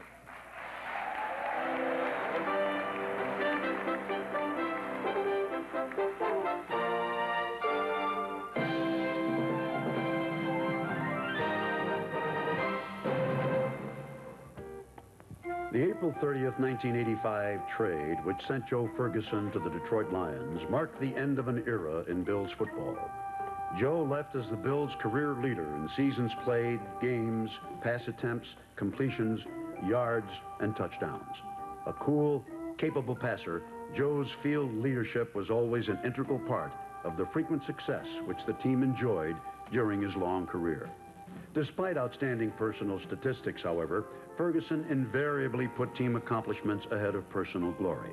There were moments of personal glory nonetheless, including a stirring comeback victory over the Raiders on Monday Night Football. And the Miami Dolphins were the Bills' chief tormentors during Joe's career, and some of his more memorable afternoons came at the expense of the fish. On a sun-soaked September Sunday in 1980, Joe drove the Bills to 2 late scores, which ended Miami's 20-game domination of Buffalo. In 1983, the Arkansas Rifles spoiled the starting debut of Dan Marino with a brilliant performance featuring 5 touchdown passes and team records for completions, attempts, and yardage. Fans and teammates alike recall Joe as a selfless player, eager to deflect praise and anxious to accept blame. Fergie's induction is a richly deserved honor and a tribute to one of the classiest players to ever pull on a Bills jersey. Joe Ferguson, forever enshrined in the Greater Buffalo Sports Hall of Fame. Sponsoring Joe Ferguson's induction, the Buffalo Bills, represented by their outstanding quarterback and one heck of a bocce player, Jim Kelly.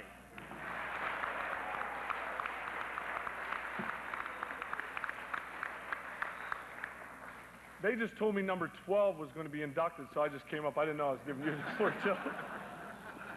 First of all, I'd just like to congratulate all the inductees. It's truly, I know, by standing out here and listening to some of the speeches, what an honor it is. But I want to first, before I go on, I want to second the nomination for Elio DiPaolo for next year, 1996. And of course, I want to nominate a trainer that not only took care of Joe many years ago, Eddie Abramowski, which has been my trainer for 10 years. And I guess that's a good way to start because he told me many good stories about Joe. But I can remember back in 1983 when I was drafted by the Buffalo Bills, the first thing that they said to me when I came in was, you know, we're drafting you to come in and take care of and take the place of number 12, Joe Ferguson. Well, I thought, you know, the way the Bills' record was going, I didn't know whose fault it was. And of course, as everybody knows, when you win, the quarterback gets all the praise. The head coaches are great. When you lose, the quarterback's to blame. The head coaches usually get fired and you move on and on. When I came in 1983, I came in, and of course I didn't get the number that I wanted, which was number 12.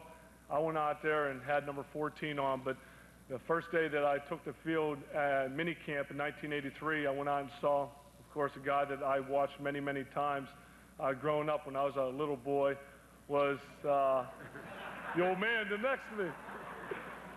I enjoy doing this, number one, because I have been the oldest Buffalo Bill on our team for like 3 years now, so I'm considered the old man now. So now I get to say that about Joe. But I remember in 1983 coming in and seeing this young man at that age of about 32, 33 years old. But the way he threw the football, the way he handled himself, the way he went about getting prepared for just minicamp put me back, made me think, what a guy. I mean, what an arm. I mean, the guy threw 20-yard comebacks. He threw 65-yard passes. I was like, there's no way I'm going to play here. There's no way that I'll ever start. I mean, come from college and going to the USFL, throwing for all those yards, all those touchdowns, being USFL MVP, coming into a situation where I grew up wanting to be an NFL star, but coming and seeing a great quarterback like Joe Ferguson, I knew that I wasn't going to be able to start within 2, 3, 4 years down the road. But this is a guy that had a great career. Just the last couple weeks ago was put up on the Wall of Fame in Rich Stadium. But recently, something that amazed me is when, I'm sure you all saw it on Empire Sports Network, when they talked about Joe Ferguson making his comeback in the CFL. I was like, how can he do this? I mean, other people were saying it, but I knew he could because I know what type of person he is and the way he kept himself in shape. But just one class individual, and I'll tell you what, I'm honored, and on behalf of the Buffalo Bills, help me welcome to the Greater Buffalo Sports Hall of Fame, the real, the original, number 12, Joe Ferguson.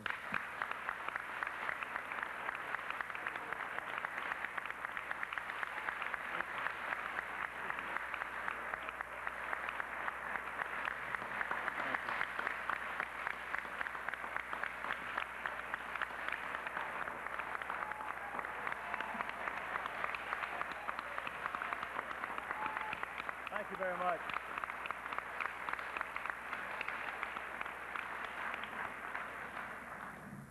First of all, I need to apologize for a late arrival tonight. I'm glad Lou Saban wasn't here. He would find me, meet me at the door and saying, "You're killing me. What are you doing late?" As Abe would attest to. We got here late. I want to apologize to the rest of the inductees if I held up anything. I'm sorry about that, but the plane was late. We can put a man on the moon.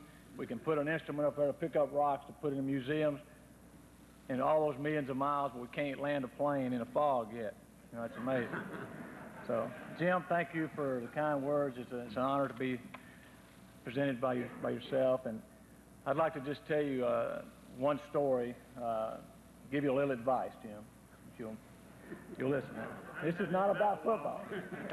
This is not about football. And I would like to thank the Bills organization for the tables they have here, and there's some ex-teammates of mine here, and I thank you for being here, and the Bills organization for my sponsor. Abramowski is sitting over there. Abe was there when I was in Buffalo, and he's been there for, I think, everybody that's been in Buffalo. You know, he can tell you more stories and more about players than anybody else, any coach, anybody else. He can tell you the correct stories and tell you how these people really operate. But Jim, if you ever, and I know you've had a knee problem, if you ever see Dr. Weiss and Abramowski looking at you and rubbing their heads like this, then you better not walk. You better run out of the room, okay? Because they're going to take you back to the little room in the back, shut the door. I know where that's at. Yeah. And they're going to take your ankle, and they're going to bend your knee up underneath your chin until something pops, and then they're going to say, "You ready to play?" So that's what they did to me one time. And I did play. It popped. I was fine, you know. It worked. But I would like to thank a special thanks to the Bills organization for this being here tonight and my ex-teammates. And there's a table here that I want to recognize or say a many thanks to. The people that are sitting around this table right here, table number 10, I guess it is, really didn't have any association with the Bills, but they were friends of mine off the football field. These are the people around this table, and a few that are not here tonight, that kept me going the 12 years I was here in Buffalo. Through the wins, the great wins we had, the great times we had, and through a lot of the losses we had that were really hard to take. These are the people that stood behind me and grabbed me after ball games and straightened me out and said, "Hey, next week's another game. You got to play. Get yourself ready to play." These are the people that I owe a lot to right here, and I'd like to give them applause.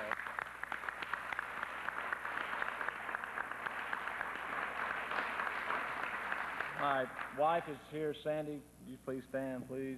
Some people think she's my daughter, but she's really my wife.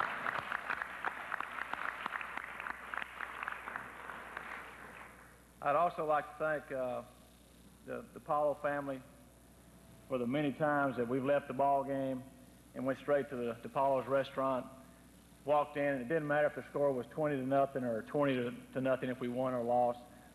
They didn't care. They were there for us. They were our family for the Buffalo Bills, and I want a third denomination for next year. Them who were.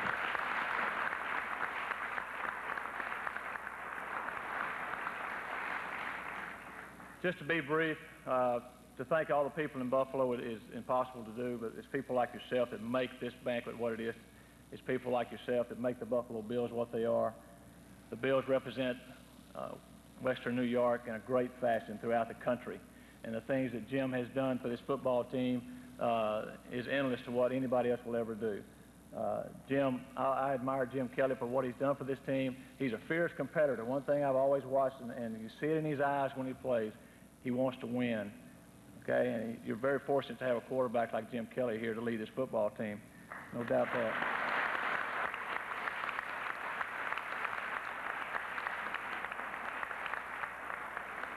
And Rick said, hurry up and get off the thing, so I got to do this. Rick wanted me to say something about him also. He said, don't close without saying a few words about me. When I was playing here, we went through the highs and lows, and the media, the press at times were good and were bad, but that's part of it. That's part of the job. But I can honestly say that Rick Azar stood behind Joe Ferguson all the way. I had several occasions to have dinner with Rick, and we talked about several things on and off the football field, concerning football, concerning just general life. Rick stood behind me. He was a great guy, and I want to thank you, Rick, and the Buffalo Sports Hall of Fame committee for this election. It means a lot to me to come back to Buffalo and be welcomed like this. My family loves it when they come back. We always come back 2 or 3 times a year, and we will always continue to do so. Once again, thank you for this honor, and it's great to be here tonight. Thank you.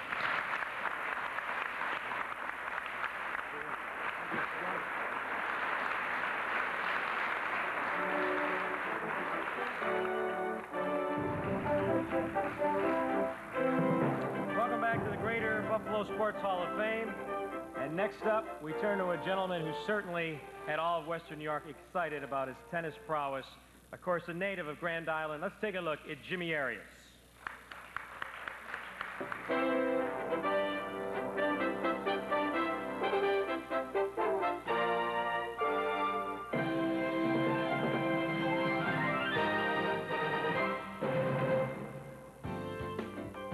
Grand Island's Jimmy Arias dominated juvenile tennis in Western New York in the 1970s.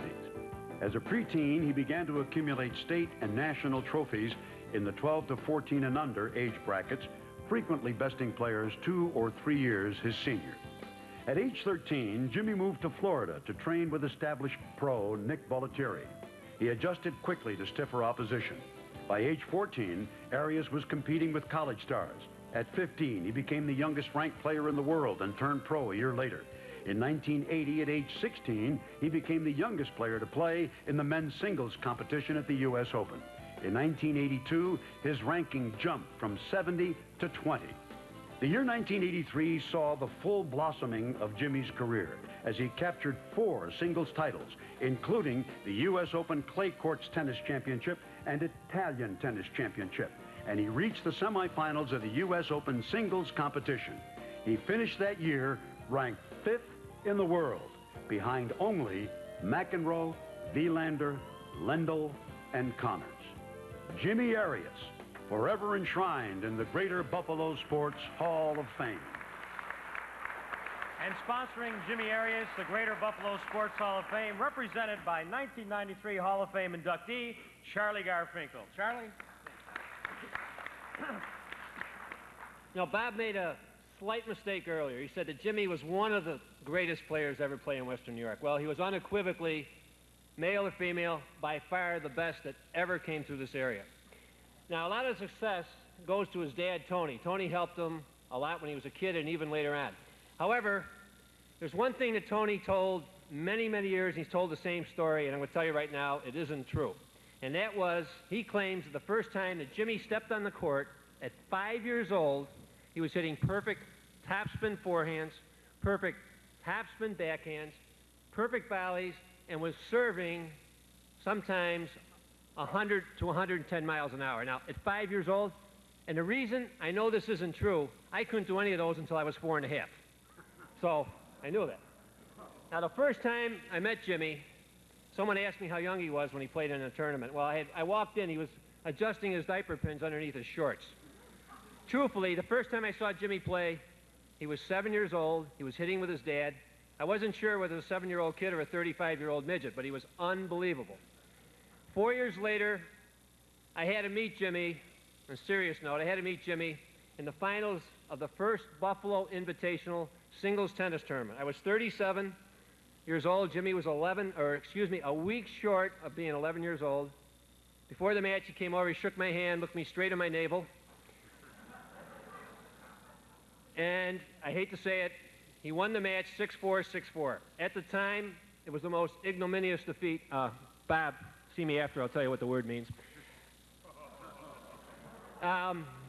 It was the most ignominious defeat. However, I did say at that time in the Courier and the News I was wrong. I said, even though it was a terrible loss at the time, I feel that Jimmy's going to be one of the top 10 players in the United States at one time. I was wrong. He became number 5 in the world. Also, he played 5 times in the Davis Cup teams. Also, he played in the Olympics.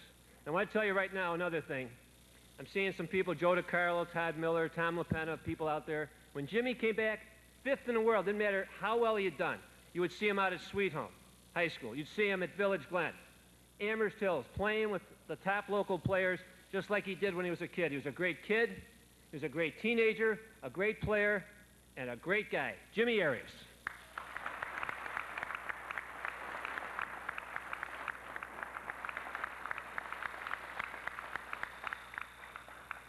I think you'd all be surprised to know that I beat Charlie when I was 3 or 4 years old. I wasn't 11. And at the time, it was one of my more memorable matches. But I want to say I know that Buffalo's honoring me tonight, and I want to honor Buffalo because I never would have made it without the help of the entire tennis community. I remember when I was 8 years old, I started with 2 kids from Tonawanda High School who were trying to make their team that would practice with me 10 hours a day that summer. And that really started me off in tennis. And then the Buffalo Tennis Center was kind enough to let me play there for free in the indoor time and give me all the court time I needed.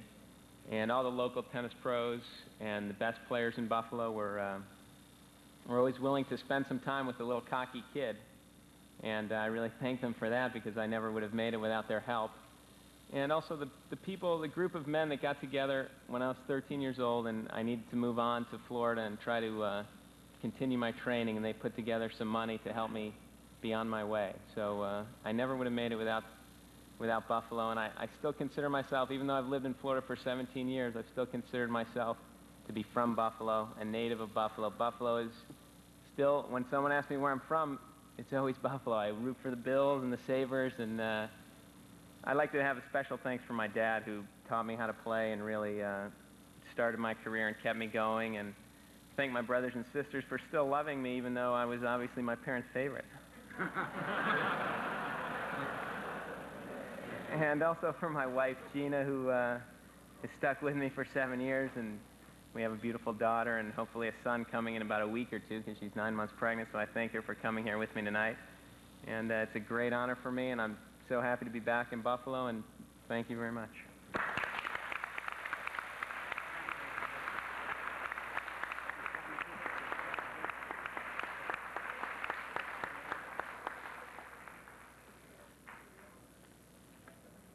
Congratulations again.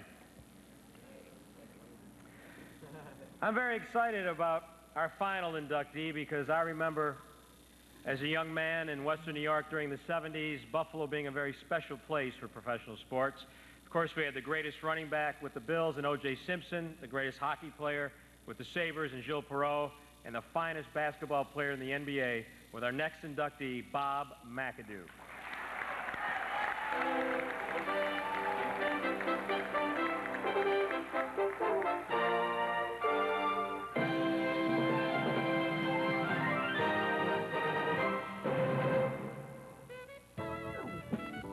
Bob McAdoo joined the expansion Buffalo Braves in their 3rd season, 1972-73. Immediate and significant, and indicated that a solid foundation for the future was being built.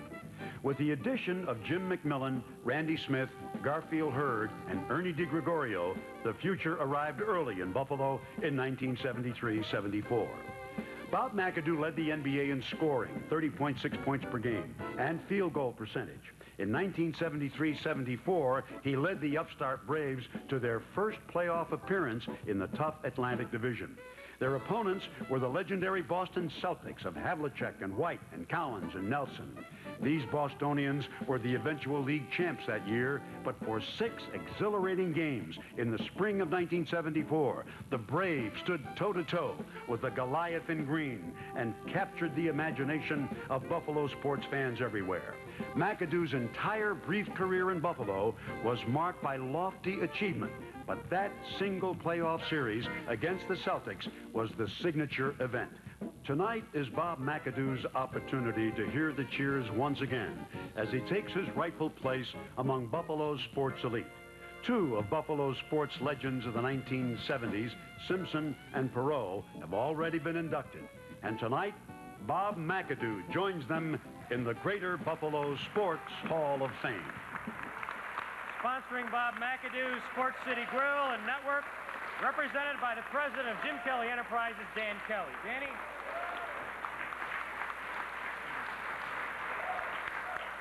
Nice welcome. On behalf of Sports City Grill and Network Buffalo, it's truly an honor and a pleasure to introduce and to induct such a wonderful athlete with all of his accomplishments, the NBA 3-time scoring champion, the MVP of the NBA. What an honor it is to be up here, standing here to present this award to Bob McAdoo. But first, I've got a favor to ask him. Now, the Bills, yes, I love the Bills. Jim is my older brother. Freudian slip there. Sorry, Jim. And I do love the Sabres and the Bisons. But in my heart, basketball has always been my favorite sport. And Bob, if there's anything you can do to bring NBA basketball back to Buffalo, would love you dearly. Let's give a warm welcome to Bob. It's to McAdoo.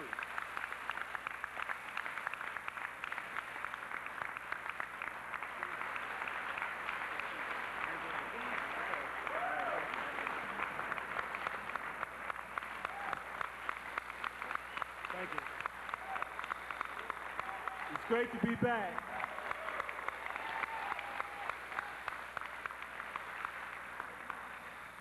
Great to be back. It's a pleasure being up here, seeing a lot of old faces. I'm looking at one, Van Miller. Van, you were great. Yeah, you were great. You supported us, and I'll never forget, but I'm going to get back to you later on down in the speech. But, you know, thank you for your gracious invitation. It's a great honor for me to be inducted into the Greater Buffalo Sports Hall of Fame, and I'm proud and pleased to participate in this ceremony. I look out here in the audience today and, you know, look at the NBA today, and it's just sad that there's not a team here in Buffalo anymore. It's really sad. Toronto has what I think the Buffalo franchise right now, but I would really, hopefully in the future, with me being involved with the NBA now, I will definitely put in my 2 cents to try to get an NBA franchise back here in Buffalo.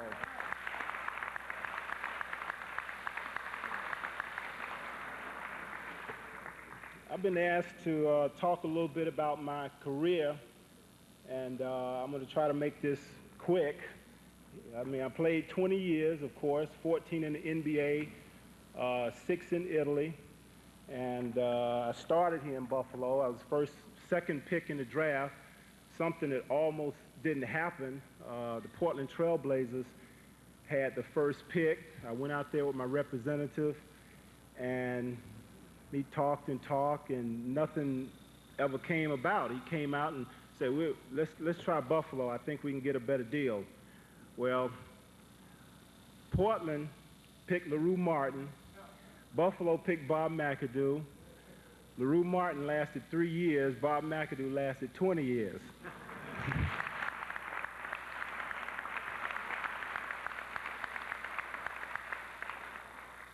And I can't believe 10 years later, Portland made the same mistake again. I don't know if they've got something against North Carolina guys, but here we go again. Portland picks Sam Bowie, and they let Michael Jordan get away to the Chicago Bulls. So I don't understand that. But I've been blessed to have parents that gave me a lot of discipline in life, had me working hard, and I think, you know, I brought that up here to Buffalo. Bob McKinnon saw it. He was one of my coaches up here, along with Jack Ramsey. He did a great job. He was instrumental in helping make me the player that I was up here. My rookie year, I didn't get a chance to play a lot until December. Bob Kaufman, I think, got hurt. He was the all-star forward at the time. And I was frustrated, just sitting over there on the bench in cold weather for the first time in my life. You know, being a country boy from North Carolina, I didn't know what to make of it. But I fought through it. Kaufman got hurt, and I got my chance to play, and the rest was history. Bob Kaufman never touched that court again.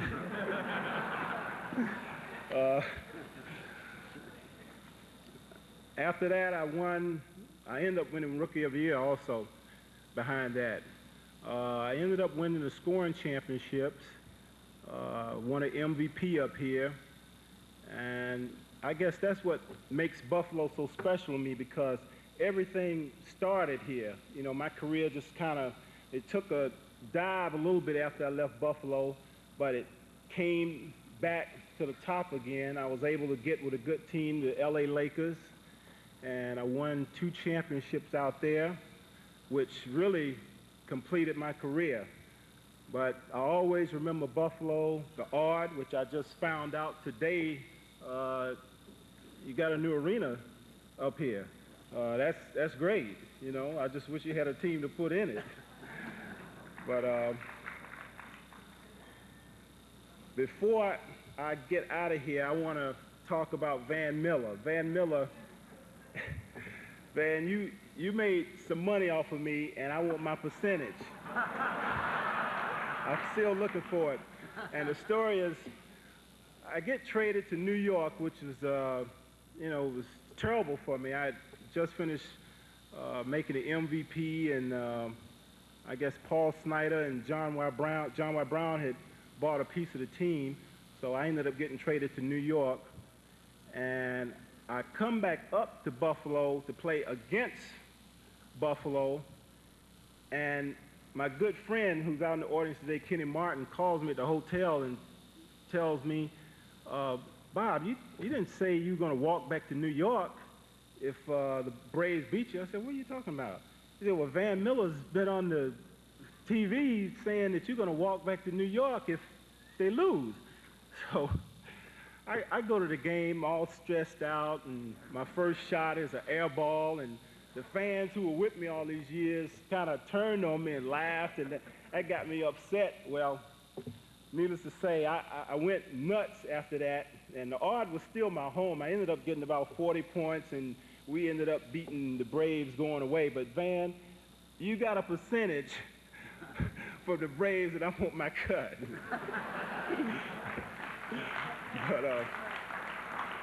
But I'd like to introduce some people to you, some friends of mine. They've been like, I call them lifelong friends. They took me under their wings when I was in Buffalo. I was frustrated the first couple of months because I wasn't playing, and I met him and his wife and his children. One of his children is here, Kenny Martin Jr. Would you stand up, please? And Kenny and Joanne Martin. Kenny and Joanne were like father and mother to me. They took care of me when I was up here. And I'd also like to introduce my wife, Patricia. She's here. Could you stand up?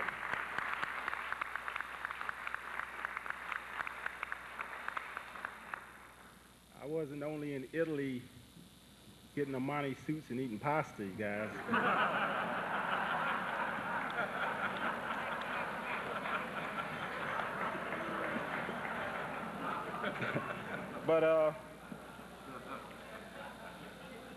But right now, I've been fortunate. I've been able to pick up with the Miami Heat. I'm now the assistant coach with the Miami Heat. I'm joined back up with my ex-coach, Pat Riley. So I'll be back in the NBA. So I'm happy about that. And I just like to say it's just wonderful being back home again. This is my second home. I grew up in Greensboro, North Carolina, but this is where it all started for me. And it's just a pleasure to, be back home. That's all I can say. Thank you.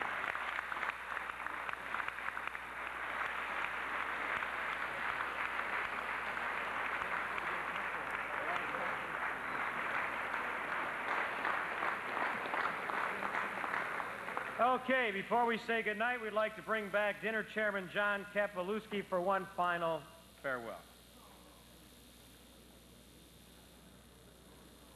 Very briefly, what I'd like to know is where specifically McAdoo was in Italy.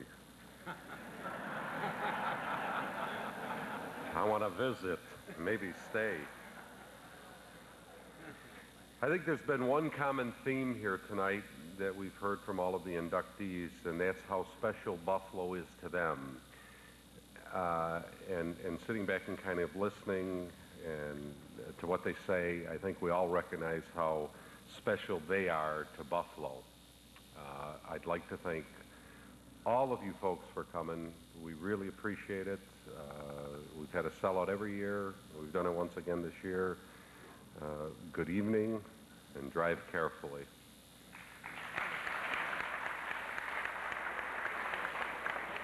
That's going to do it for tonight. Thank you for being with us. Folks, remember, cherish these moments, because tonight's moments will be tomorrow's memories. Good night, everybody.